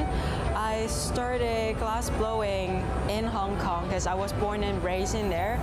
But by the time that I started glass blowing, there was only one glass studio. So I never thought of having glass as my career or like having like a future dedicated with it. But by the time I graduated that year, the one and only glass technician retired and asked me to take over his job. So I took that opportunity and my glass journey started there. Glass blowing is a teamwork. I love working with people, but because I started in Hong Kong by myself, so I didn't really have assistants or anything like that to work with, so I have to figure out a way to make it work when I work by myself. So I understand glass through my own practice. Like, you'll have to get it very hot, how to like move your hand. So when you're holding a pipe, you'll still be able to do a lot of different angles. So that's how I started. So then even if I have a chance to work with someone else, I keep that practice. It's kind of muscle memory right now.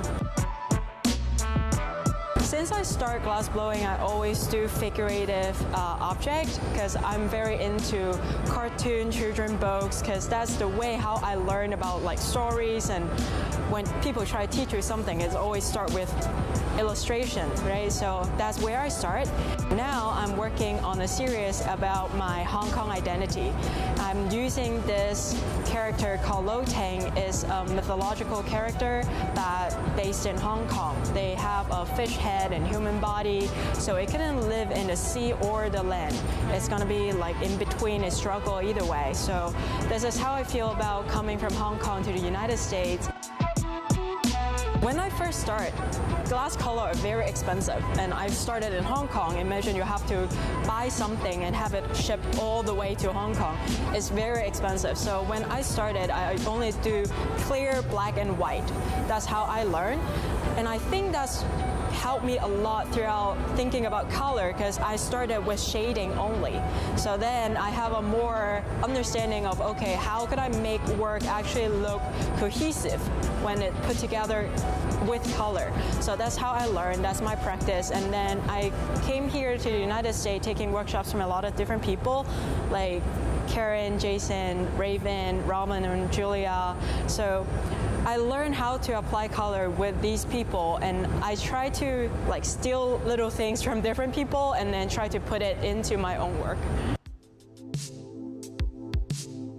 I'm Bree Chesler, and I'm from Seattle, Washington. This is my first solo exhibition hosted by a museum. So the Museum of Glass put a lot of faith into my ability to pull this off and do a full-on installation in their space. What makes it special is not only that it's an institution founded in glass as a medium, but the fact that they were willing to allow me to push the medium to the limit and put it outside of the box of tradition.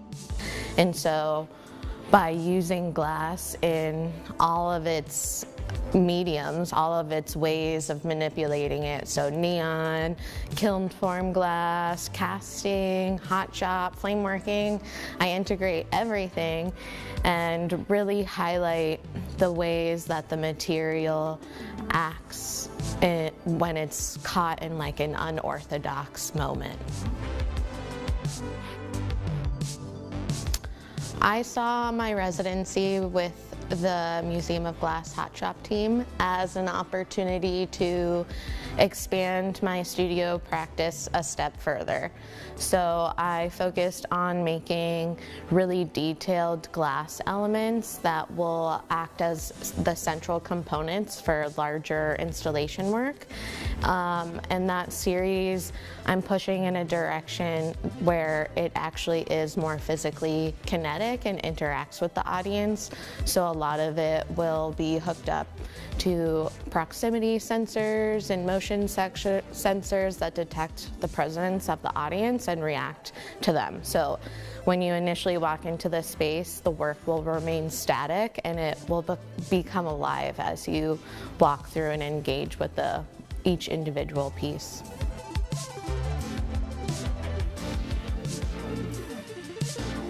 In a way, all of the work in here speaks to that, speaks to how I use the medium and how I highlight it in different ways. I would say specifically the things that people don't recognize as glass usually are. So I think that's kind of a fun play on the material, is sometimes I hide its identity and it really makes people question what it is. The aesthetic that I put onto my work that has that kind of whimsical, it could look childlike, or it could look like pre-teeny a little bit sometimes. I do that intentionally as a distraction to the audience. So it is meant to lure you in, kind of like a sugar-coated candy that's sour inside.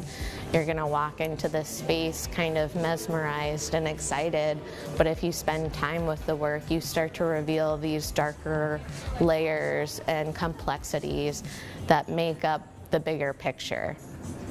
For me, the future of my career, what I really want to do is have a solo exhibition at the Guggenheim and be a Guggenheim Fellow. I really want to bring glass to an arena in the art world where it's not just isolated as a craft medium and as a medium that's seen as this delicate and fragile kind of material. I really want to amplify and show off the qualities of glass that speak to that kind of gestural, emotional narrative that you can really capture. And I feel like the art world hasn't really given glass that opportunity yet. There hasn't been that many people that have pushed outside of making a beautiful object. And so that's really what I'm focused on doing as far as advancing the material as I grow my practice. So my hope is just to make my work more and more interactive to the point where it can't be ignored. You have to have an encounter with it, and it's just close enough to living where it has a fantastical kind of energy to it. But I still think that I'll always draw from my personal experiences when it comes to concepts and the ideas that kind of underpin the work.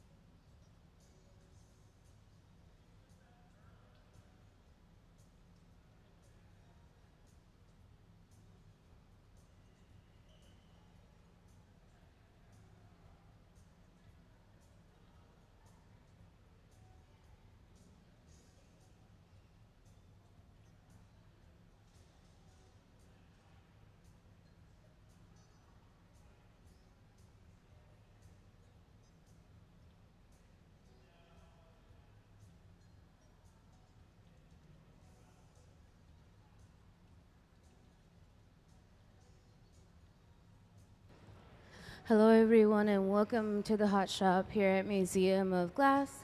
My name is Emily. We have the NCN Collective with us working in the Hot Shop over the next 2 weeks. So today's Sunday.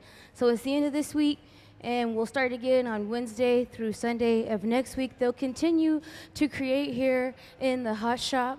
The NCN Collective consists of a group of artists that are coming together to create a new body of work, which will then be displayed at a different point in time. And specifically, the group includes Preston Singletary. He's here working on the stencil, that rubber stencil on this face mask. Martin Janecký, he's at the bench currently creating. He's gathered up some glass and blew it out there. And then Raven, Skyriver, and Kelly Odell. Kelly Odell's on the right side of the Hot Shop. Raven will join us in a moment. Joe David is also a part of the collective. He's a native elder. He carved these wooden face masks here on the table, which also inspired these masks that Preston's carving details into now. And then also Charlie Parriott is working with this collective as well. This morning, Martin carved out a raven, and so now we will make the head for the raven, hot sculpt the two pieces together, and that will complete the piece.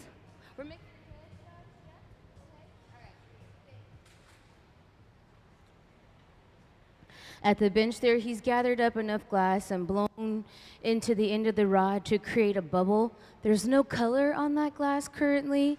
When you gather glass from the furnace, it's clear. It just looks orange because it's hot.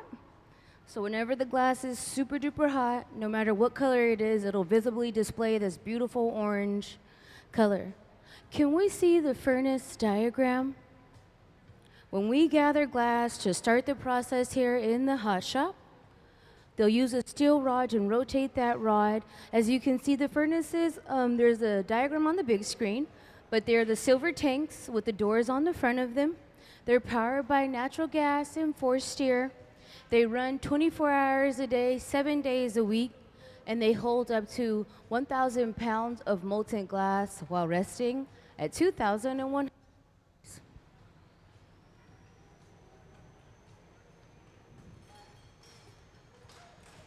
To add color to this piece, Martin has gone over to the color box, and now they are sifting colored powder onto the surface of the glass. If you look at the big screen there, you'll be able to see they have to sift powder on within an enclosed space because it's not safe to inhale the particles, the small particles of glass.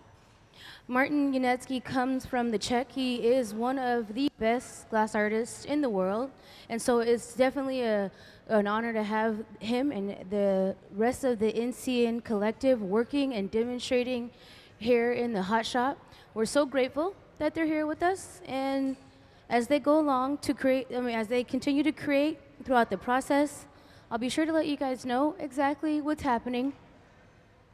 And if you guys have questions, feel free to ask. My name is Emily, and I'll be happy to answer your questions.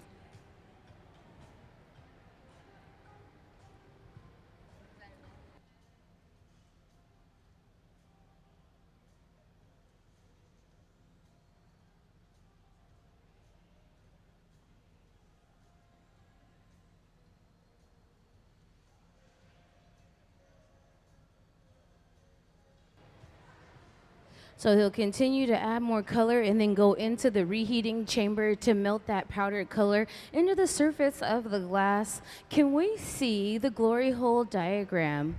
The glory holes in front of the benches are powered by natural gas and forced air. And then they're used to reheat the glass to keep it from breaking. And they rest at about 2,300 degrees during the process. Those hollow fire bricks within these barrels can withstand those super high temperatures.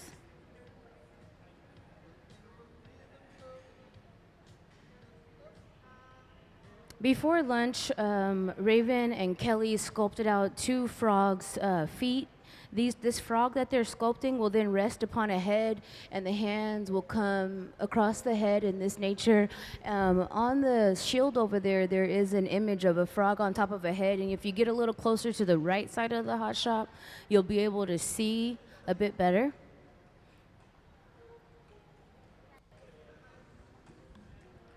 As they rotate that rod within the furnace, that glass contains a certain level of viscosity, which allows it to adhere to itself, and then when they come out, they'll have a small gather.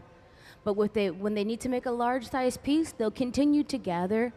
So the process is kind of like an onion. It contains a lot of layers of glass, and then when they blow it out, they'll be able to expand that bubble to the desired shape and size of the piece that they are designing.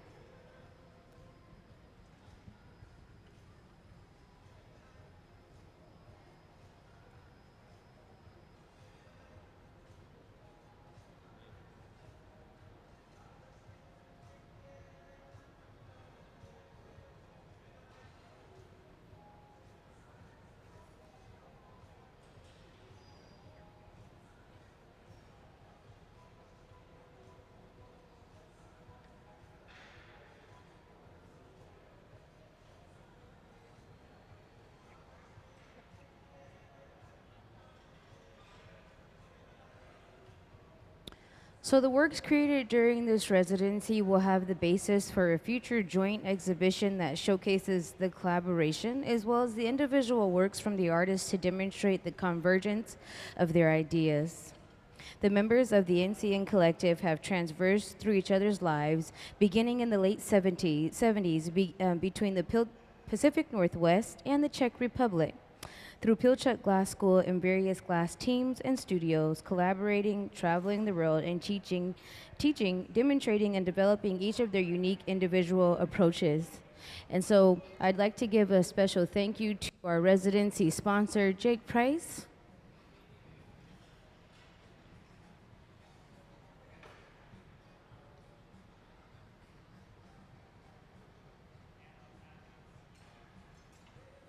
So now on the right side of the hot shop, you can see they've blown a bubble on the big screen there. And then here at the middle bench, Martin is removing some extra material away from that big mass of glass. They'll begin to blow out the bubble.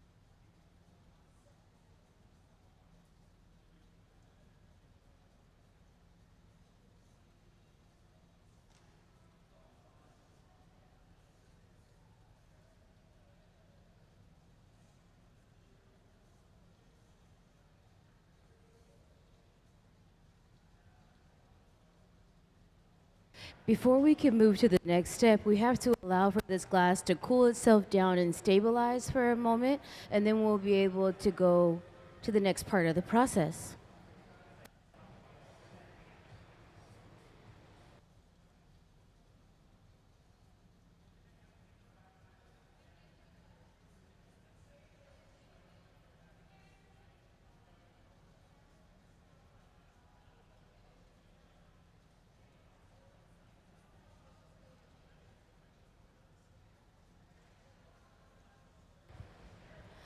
So in order to add color to the frog's body, Kelly has a bubble that's prepared to be dipped into a color cup. If we have a diagram of a color cup, feel free to pop it up at any point in time.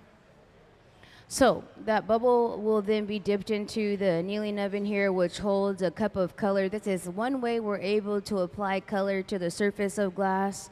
If you look up at the big screen there, you'll be able to see how they will apply the color cup to the bubble.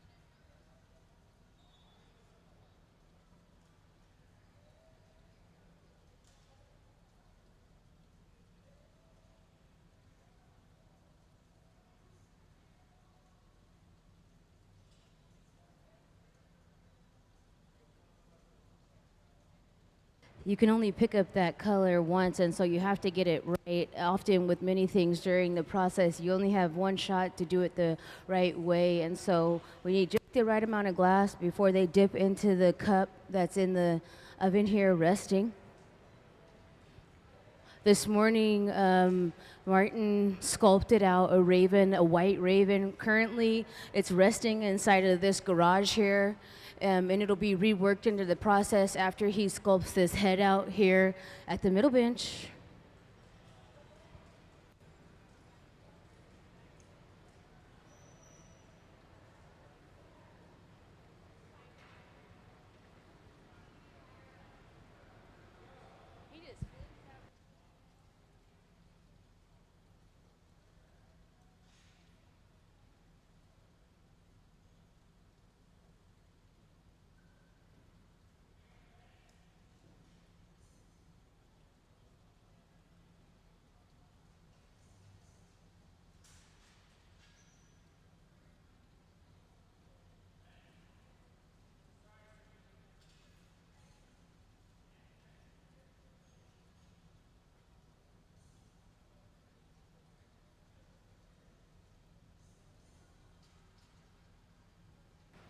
On June 20th from 5:30 to 8 p.m. we'll have a hot night here at the museum, and the NCN Collective will create a well, a special one-of-a-kind well that Raven will, one of Raven's one-of-a-kind pieces, but they're gonna all work on it together at different points in time. And so if you guys are interested in coming to hang out, we'll have if you buy a ticket, the first drink's on us, and you can grab a drink out of slice and maybe something to eat, and then come and watch the demonstration here in the hot shop. And you can get a ticket for that either online or potentially at the front desk when you come in. But come on back or mark your calendars for June 20th to hang out here in the hot shop from 5:30 to 8 p.m.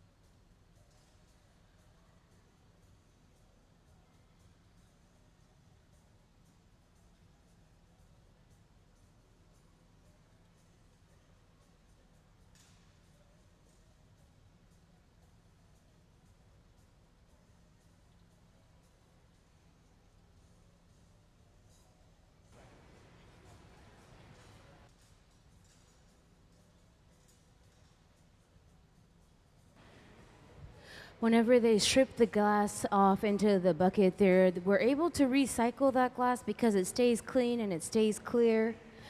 The reason why they strip the gather is because when you when you gather the glass, you have to gather in a full 360. And when you want to release the glass, you also want to release it all together. And so it's just it just reduces how much you gather a little bit. And then we'll go into the oven here to pick up the color cup. This bubble will become the body of the frog.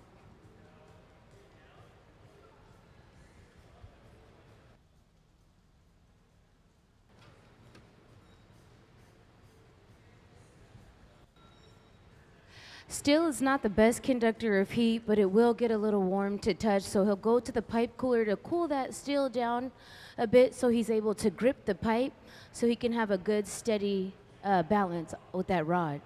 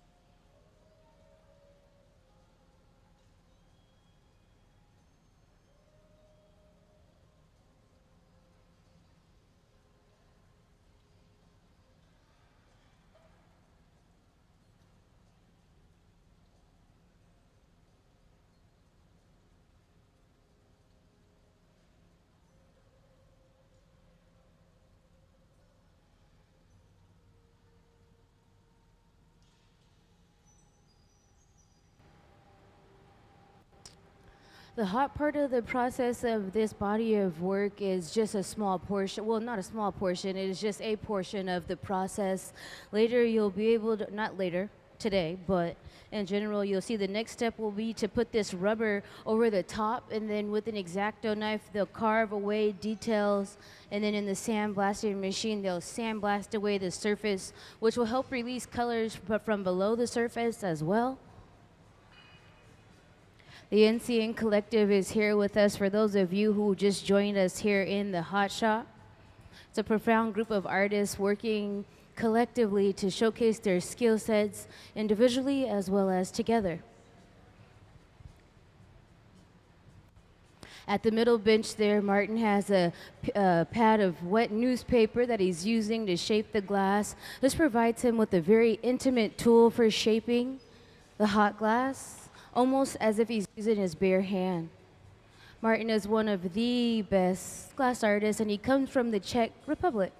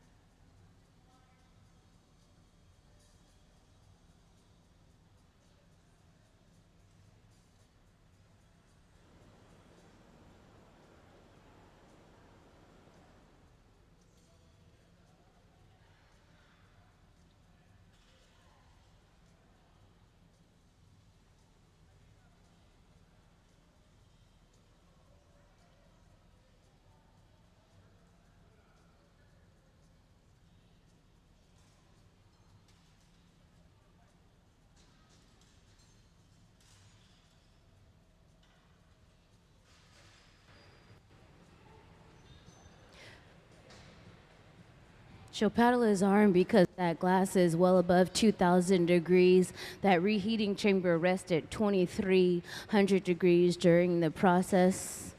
He'll blow into the end of the rod to continue to expand the bubble. Well, they'll stop blowing when it's at the desired shape and size that they would like.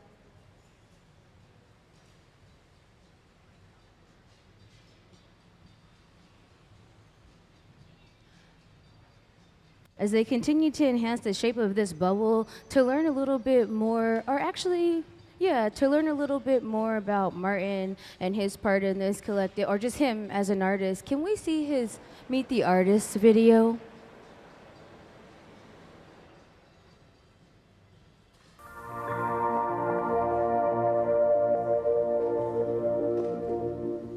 My name is Martin Janecký. I'm from Prague, Czech Republic, and I've lived and work in Fairbanks, Alaska as well. I've been blowing glass for about 17 years now, since '93, and it's all I know, and it's all I've been doing, and yeah, I never stopped. I love it every day.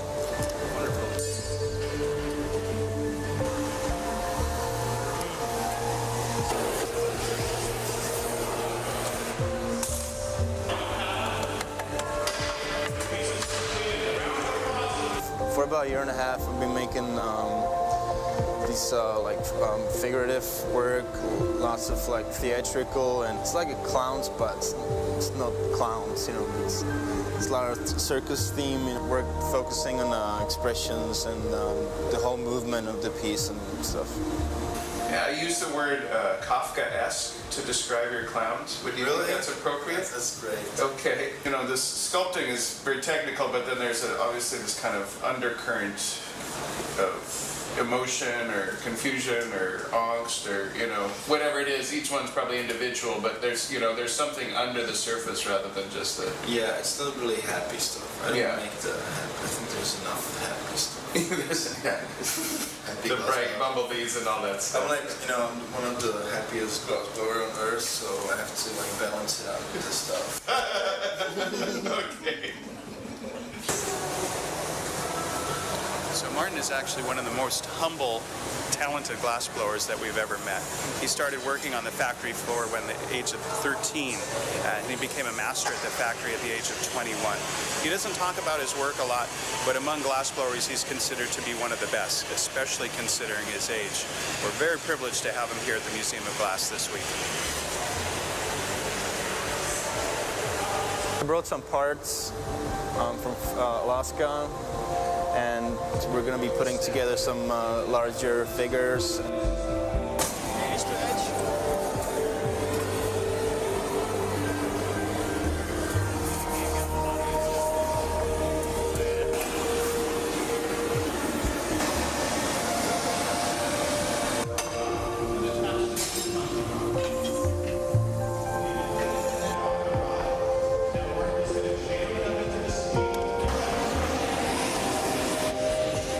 Okay. Okay.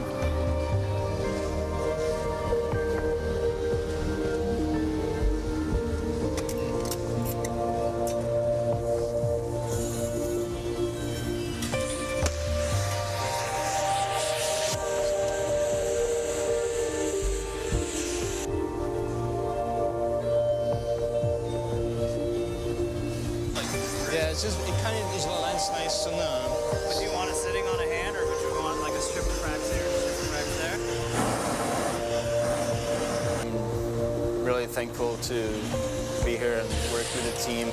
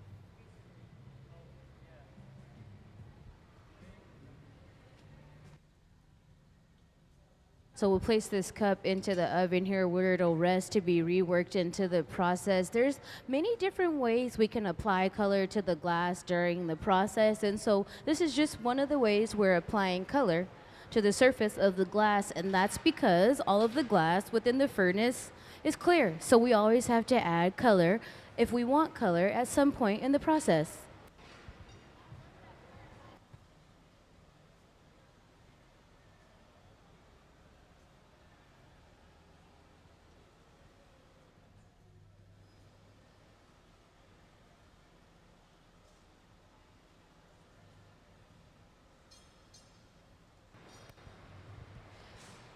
Here at the middle bench, Martin is using cork to shape the glass. That cork is a thick piece of cork, same material as you find on top of a wine bottle. And what it does is it doesn't extract heat quickly from the material, and it leaves a soft finish. And so it allows him to get some maximum shaping in.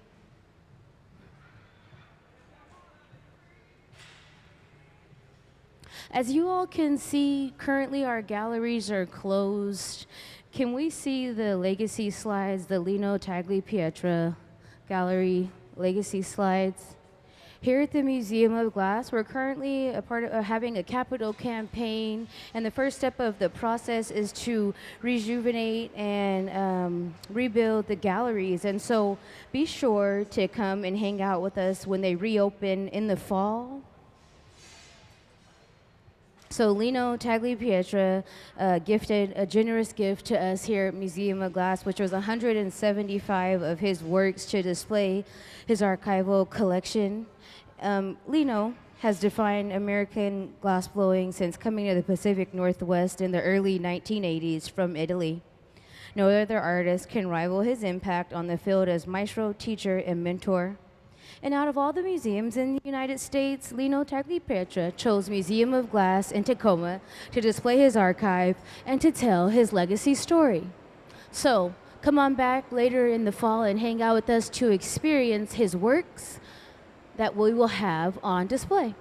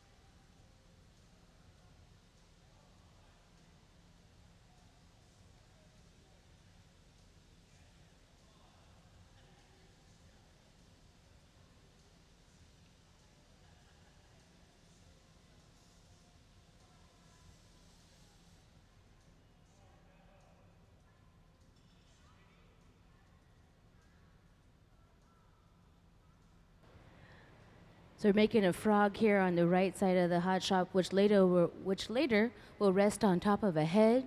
That's Martin.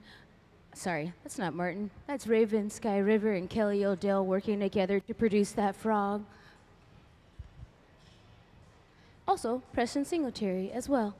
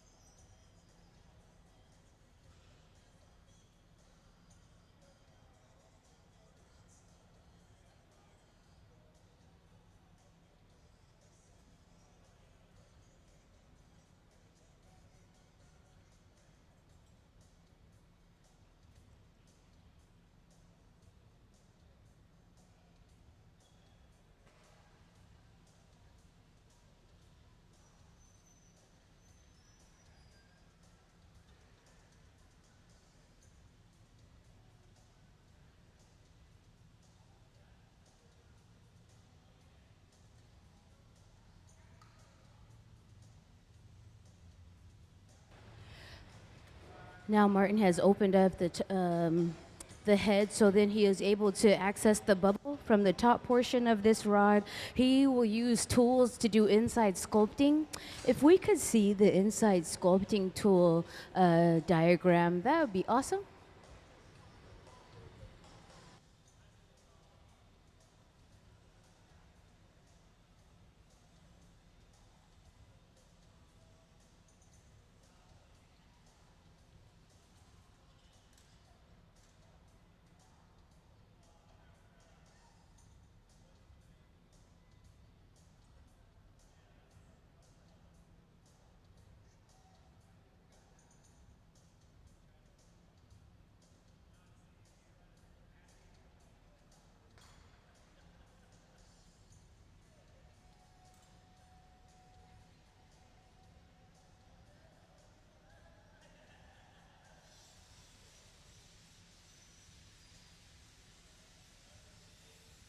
That tiny torch there gets up to about 5,000 degrees, which then allows him to soak a certain area with heat so he can go in and define certain characteristics of the face.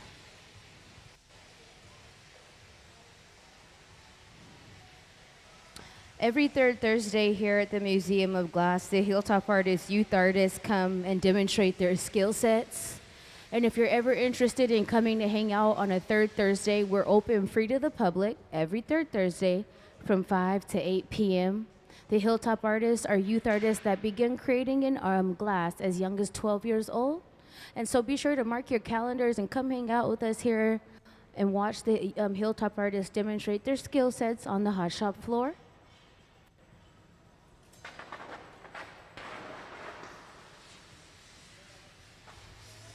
We're making a frog here on the right side of the hot shop, and we're sculpting a face. Martin is sculpting a face in the middle of the hot shop.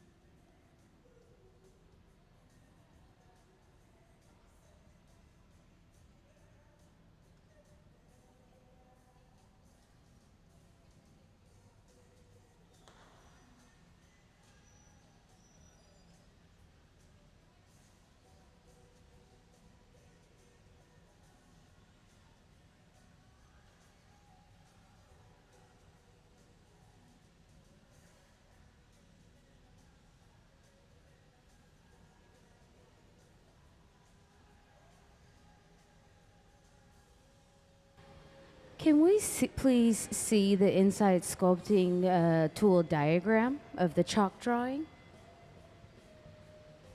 As you guys can see here, there's a various amount of inside sculpting tools that Martin will use to define certain areas. And if you look at the big screen there, you'll see the hollow form, and they're used for pushing out features after he uses the hot torch to make that specific area nice and hot.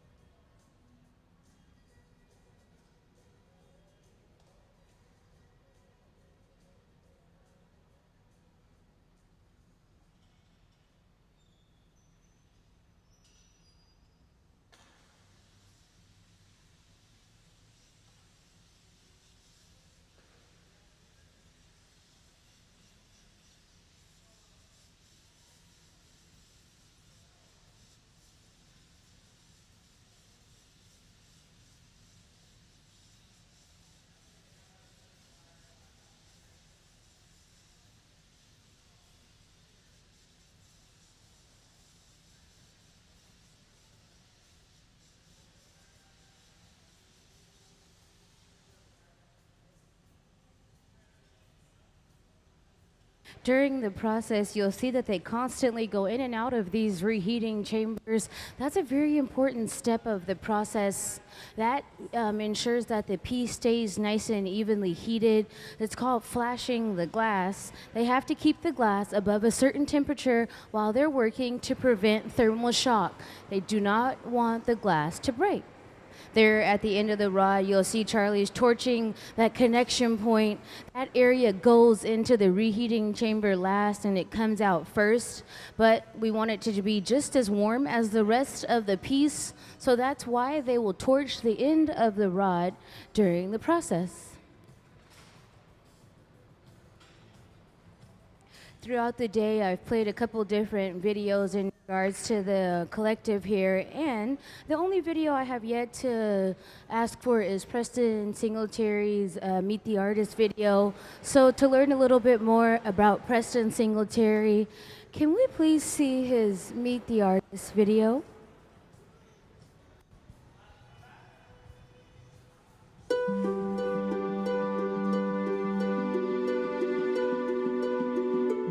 The first thing I developed was the hat form. That was one of the most obvious sort of glass-blown things, because we all make bowls that, you know, flare out like that.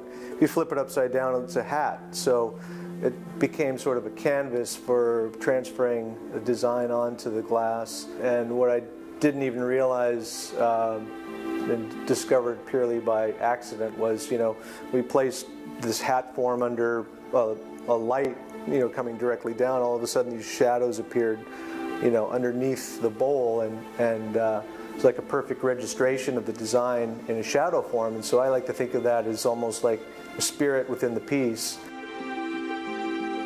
Yeah, I guess I got a lot of recognition for what I was doing as, you know, being a Native American artist. And at that time there just wasn't very many people doing it. And that maybe planted the seed in my head, you know, to sort of maybe connect it in the end with my cultural roots. It was a real evolution from, you know, my glass-blowing skills to the designing skills and trying to make it look like Northwest Coast art. I really had to reinvent myself in terms of understanding the design work. And the deeper I got into that, the more I realized I needed to learn. I started taking workshops with other people who were teaching the form line style. I had to really kind of understand the context of the designs and how they related to the mythologies.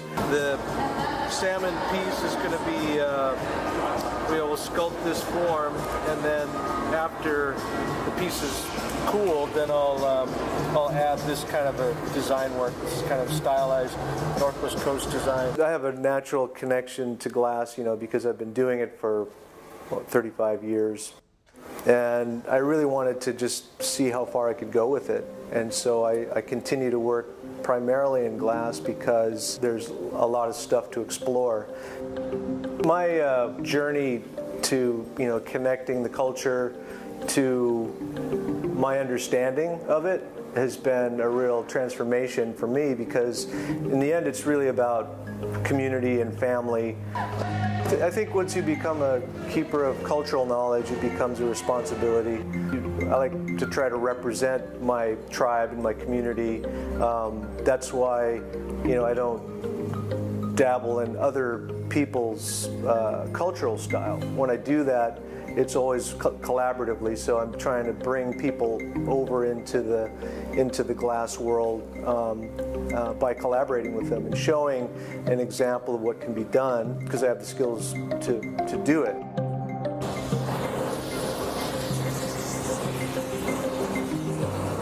It's exciting to see, because I think that in the end, it sort of reflects a cultural perspective, and in my opinion, you know, what better place to operate from than this connection?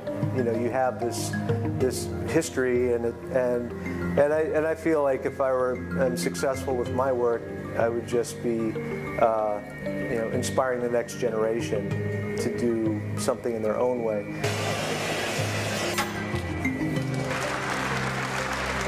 A few years ago, I had my first solo show here at the Museum of Glass, but you know, I'm currently working on an exhibition called Raven in the Box of Daylight. It's going to be opening up in 2017. As you walk through the exhibition, you'll get sort of a thread of the story about Raven, who brought the sun and the moon and the stars to the world and gave it to mankind as a gift. You know, to make a living as an artist is really pretty special. To sort of solidify in the consciousness of the collectors, you know, people that support the artwork, that glass is an accepted material. I mean, sometimes we have these kind of cultural corrals that we're kept in, you know, in terms of, well, this is traditional and this is contemporary, and I think that we're trying to break down those barriers a bit. Preston Singletary. Yahoo!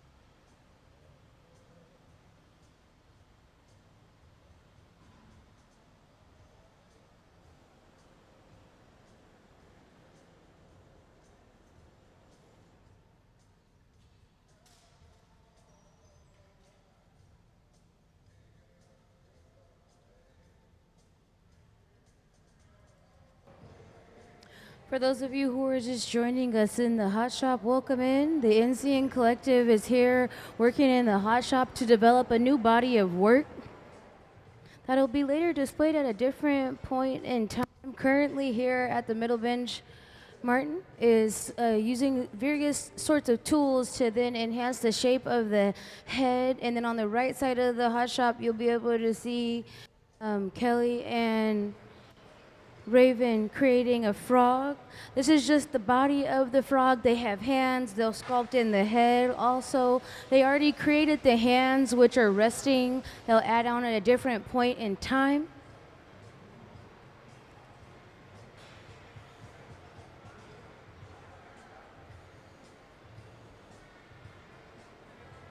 We're at a step in the process in which they're going to connect this frog to an additional rod and then remove it from the initial pipe they started on, so they'll be able to access the top portion of the frog's head and then sculpt it in.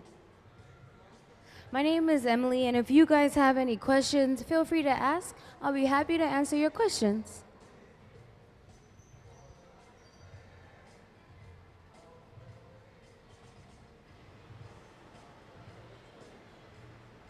Here at the middle bench, Martin is using cork, and cork is ideal for shaping the glass in the process because it does not extract heat quickly, which then gives him a little more time to sculpt and shape the glass, and it also leaves a soft finish on the surface of the glass.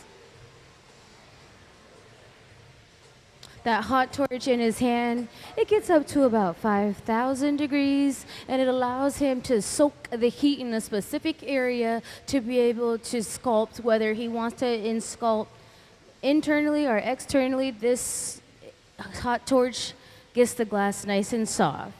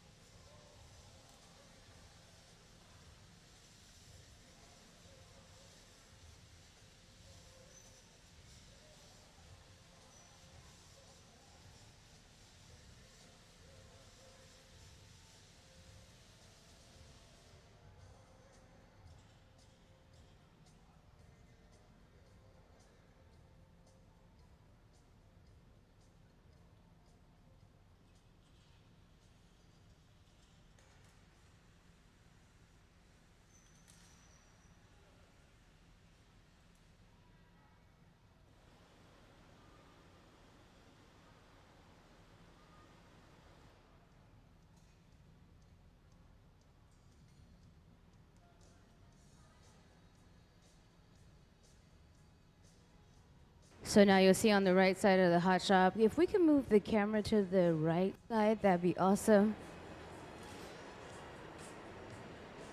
So now that they've connected that transfer rod, we'll allow that transfer rod to stiffen up, that connection point to cool down, stiffen up, and then they'll release the body of the frog from the blowpipe they started on.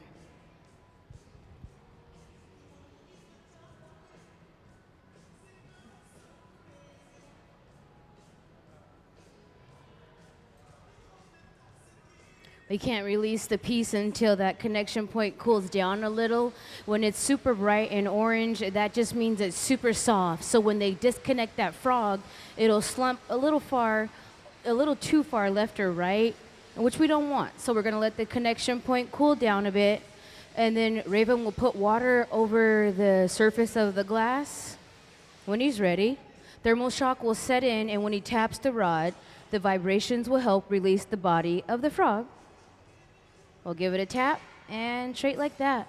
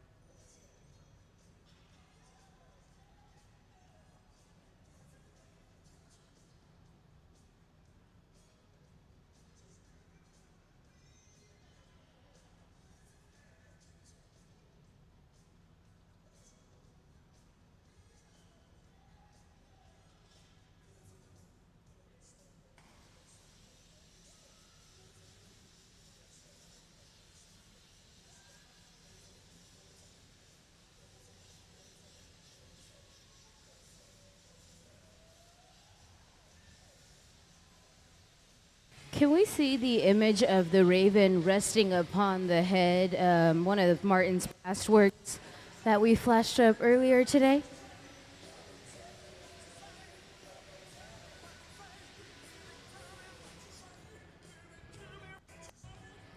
So at a different point, after they're done sculpting this head, they're going to take the raven out of this silver oven here on the left side of the hot shop, and they will place the raven on top of this head that Martin is currently sculpting, similar to the image above, but not the same.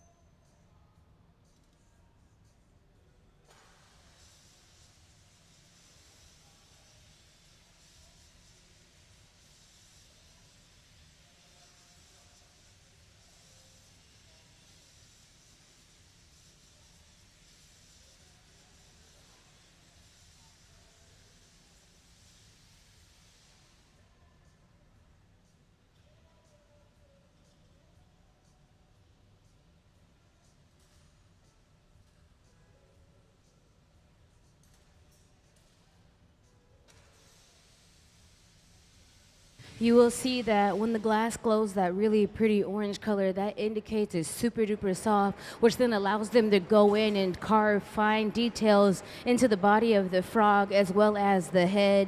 It's important at this point in the process that the piece is only heated in isolated areas.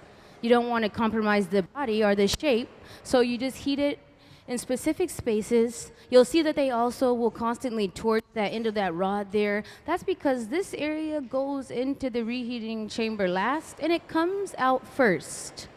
But we need the whole thing to be evenly heated throughout.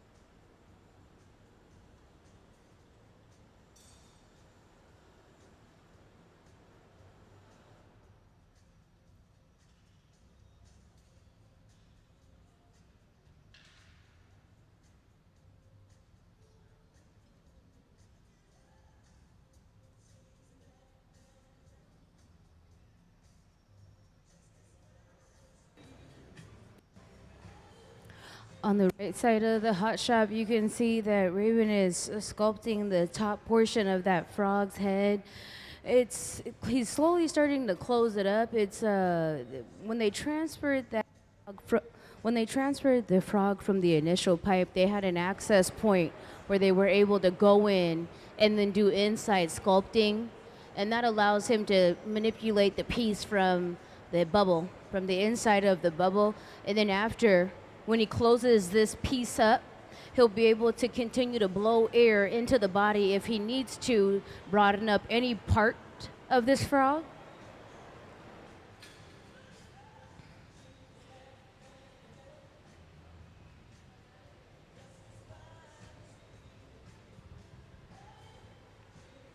Raven and Kelly Odell live on Lopez Island, where they create, and they come and work in the hot shop from time to time. And then Preston is a Singletary here on the right side of the hot shop, is a Seattle-based glass artist. I think one of his really, really cool works is in front of Climate Pledge Arena, that steel and red mask. So he designed that piece, in case you may not know that. Fun fact. I think it's a really awesome piece that rests in front of Climate Pledge. And then here at the middle bench, we have Martin Janecký, and he's from the Czech Republic. He came over to work with this amongst the collective, and Charlie Parriott as well. And then artists often come to work in this hot shop due to the hot shop team. They're a great bunch of artists that create, and they know how to do it right the first time, and they'll be able to do it again and again and again. And that's the beauty of being able to see this process from where you are. You get a really intimate look at a very, very creative process. And so it's a great joy to have everyone working together at Museum of Glass over the next 2 weeks.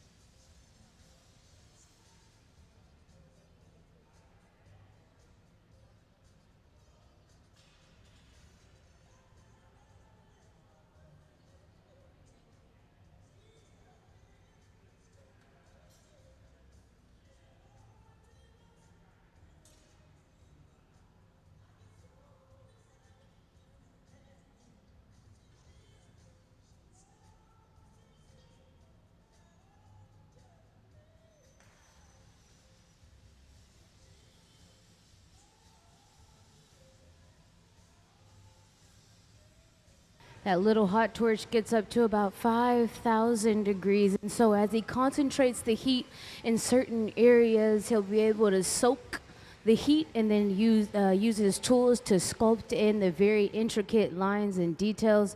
The work is so, so detailed that it's just very mind-blowing to be able to watch it come together here on the hot shop floor.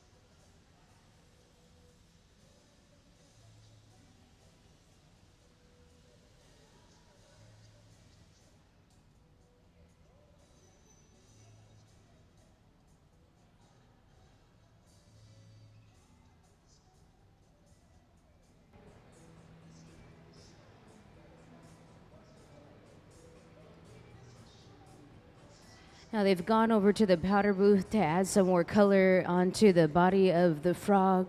Could we see the powder booth to see how they sift powder color onto the frog? As you can see there, they're adding color, sifted on in the powder booth. This frog has come together so awesome. I mean, of course, it's Kelly and Raven creating here.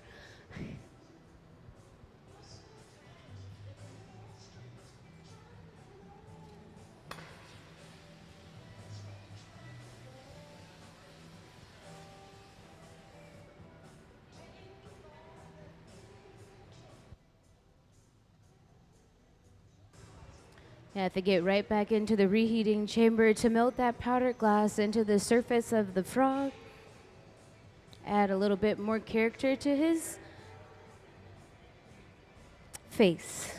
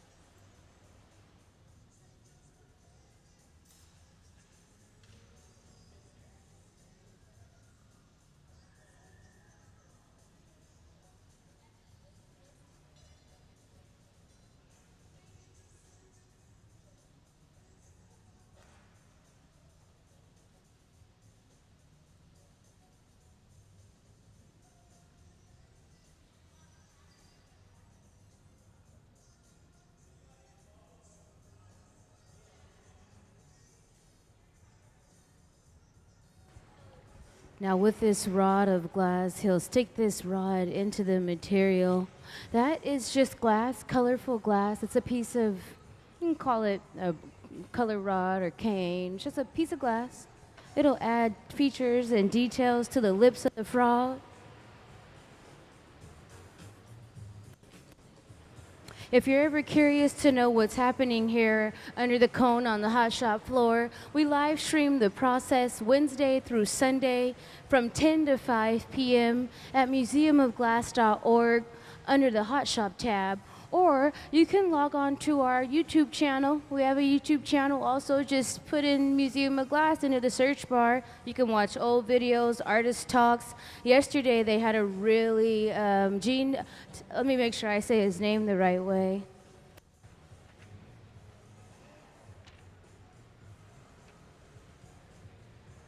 Yesterday we had Gene Tagabon and Preston here, and they did a Singletary here on the floor, and they did storytelling that may also be on the YouTube channel. It was a beautiful story regarding Raven in the Box of Daylight, in regards to that landmark exhibition that Preston had, or it's still going. It's on display in different locations around the world.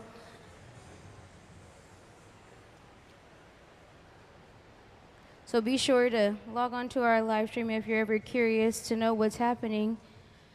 And once again, that's Wednesday through Sunday from 10 to 5 p.m.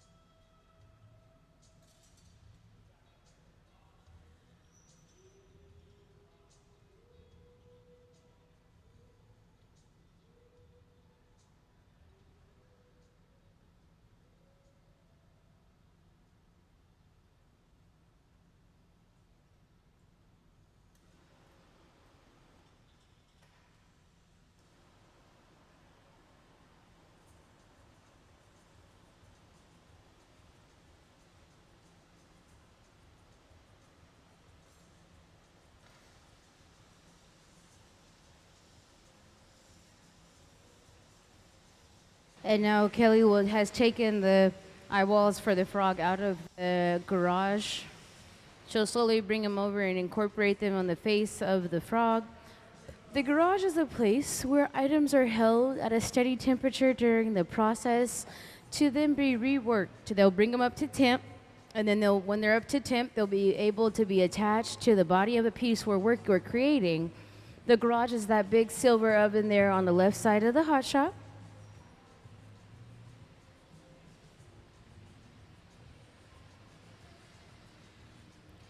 When we attach glass, we want the parts to fuse together, and whenever the glass glows this beautiful orange color, that indicates that it's so soft and it's so hot.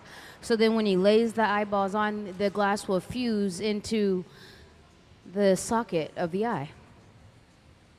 These eyeballs were dipped in gold, and so you can see that beautiful gold flake there on the part.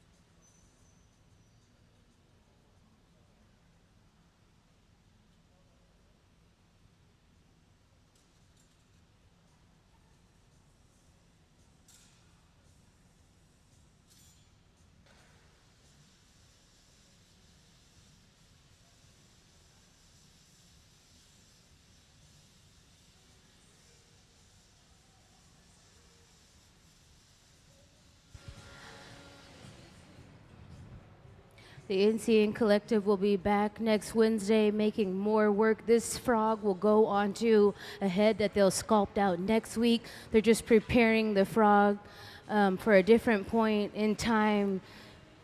After they sculpt the head, then they'll be able to lay the frog on top of the head. Next week, we'll start it all again on Wednesday. We work Wednesday through Sunday here at Museum of Glass. from 10 to 5 p.m.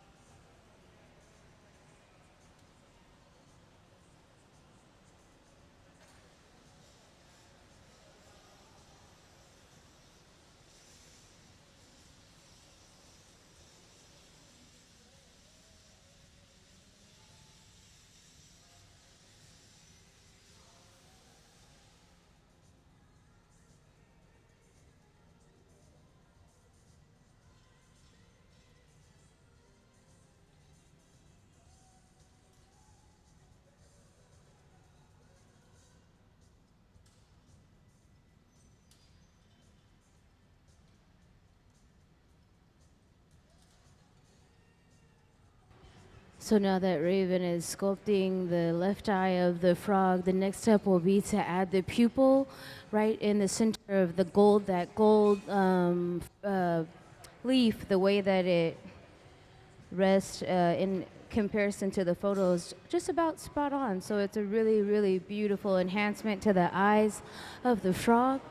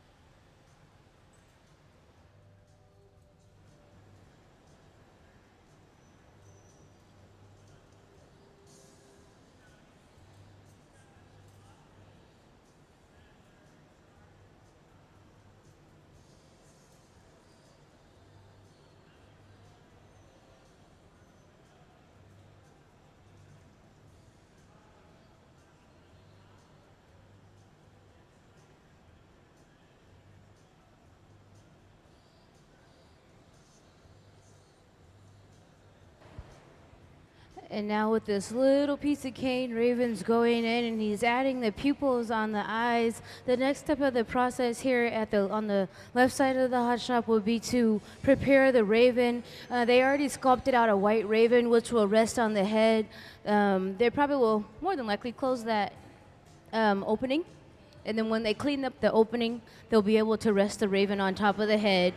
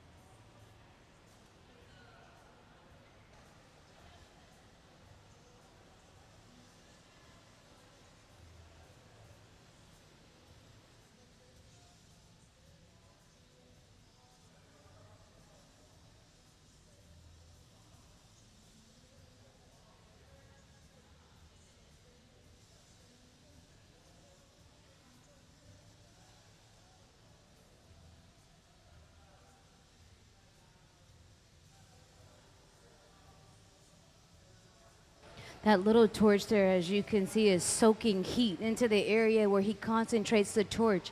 It gets up to about 5,000 degrees. That allows them to get that material super hot and soft, and then they must go into the reheating chamber constantly during the process to keep the whole piece evenly heated throughout. The reheating chambers in front of the benches rest at about 2,300 degrees.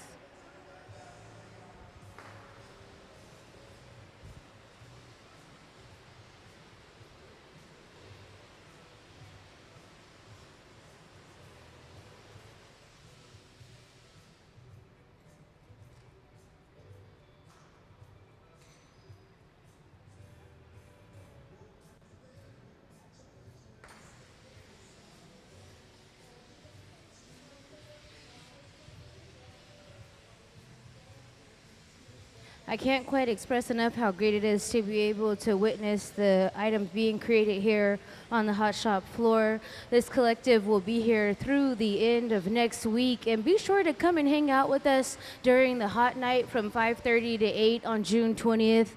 Like I said earlier, the first drink's on us, and then from there we'll hang out and watch Raven create a special well that evening, a one-of-a-kind experience and a one-of-a-kind piece.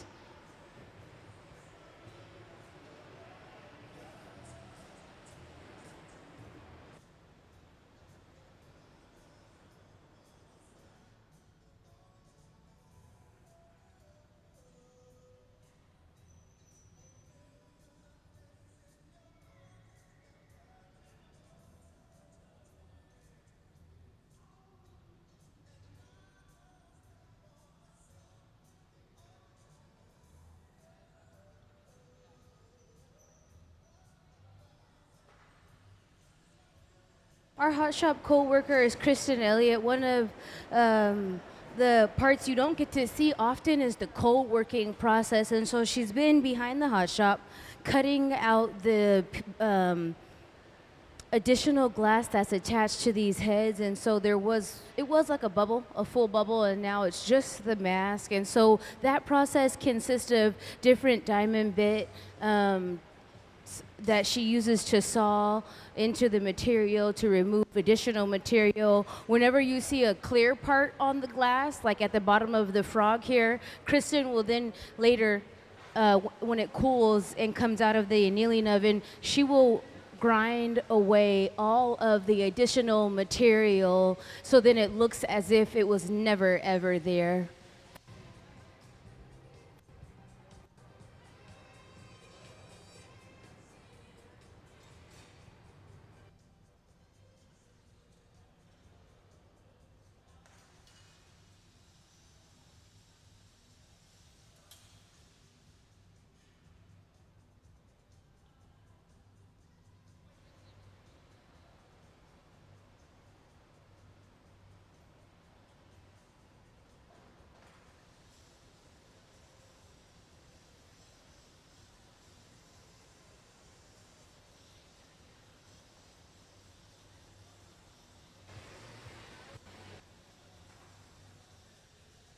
Also, this week here at Museum of Glass, it's Third Thursday. Every third Thursday here under the cone, we're free to the public from 5 to 8 p.m. and we will have the Hilltop Artists, youth artists here on the hot shop floor demonstrating their skill sets.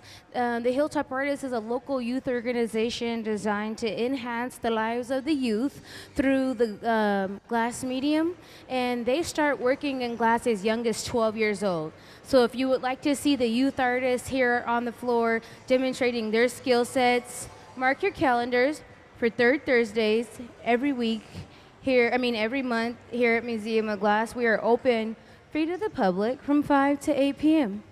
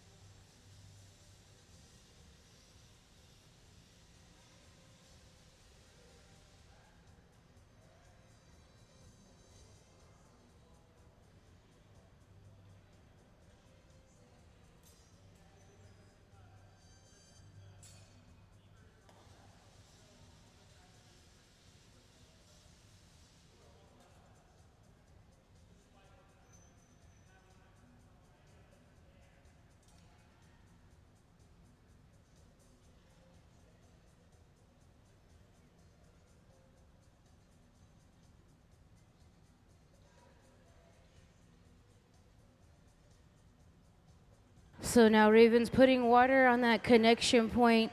When thermal shock sets in, he'll then take it over to the annealing oven, and when he taps the pipe, the vibrations will release the frog from the end of the rod. We'll put it in the oven, he'll tap it off, and we'll give him a big, big round of applause. Clap it up.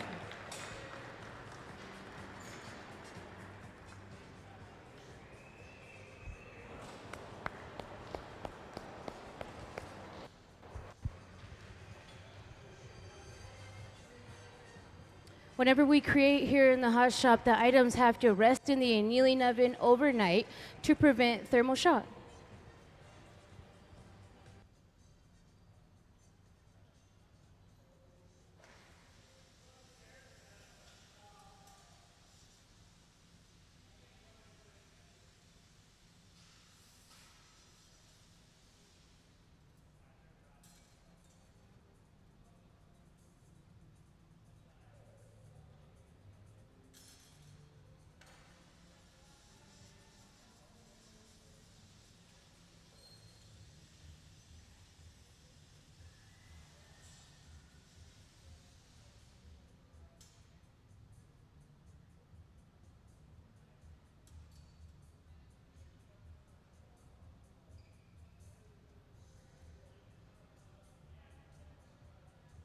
And now Raven's gonna pick up another color cup. Before lunch, they worked on legs, and I'll see what they're going to sculpt out of this color cup that they pick up.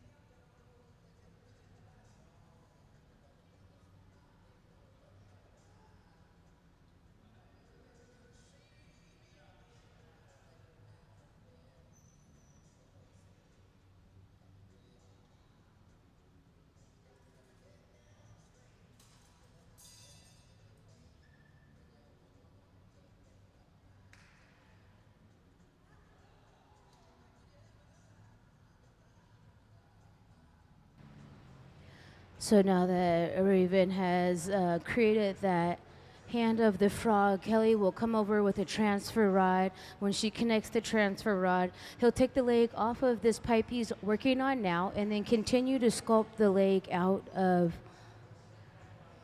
glass.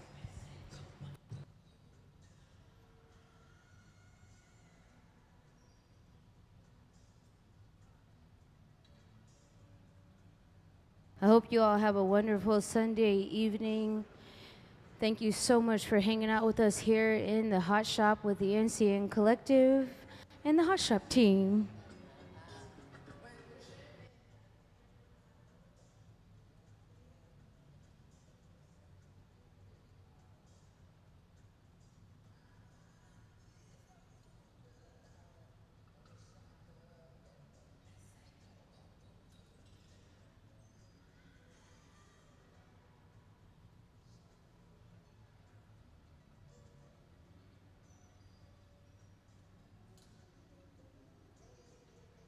So now he'll start to tweeze that top portion of the glass.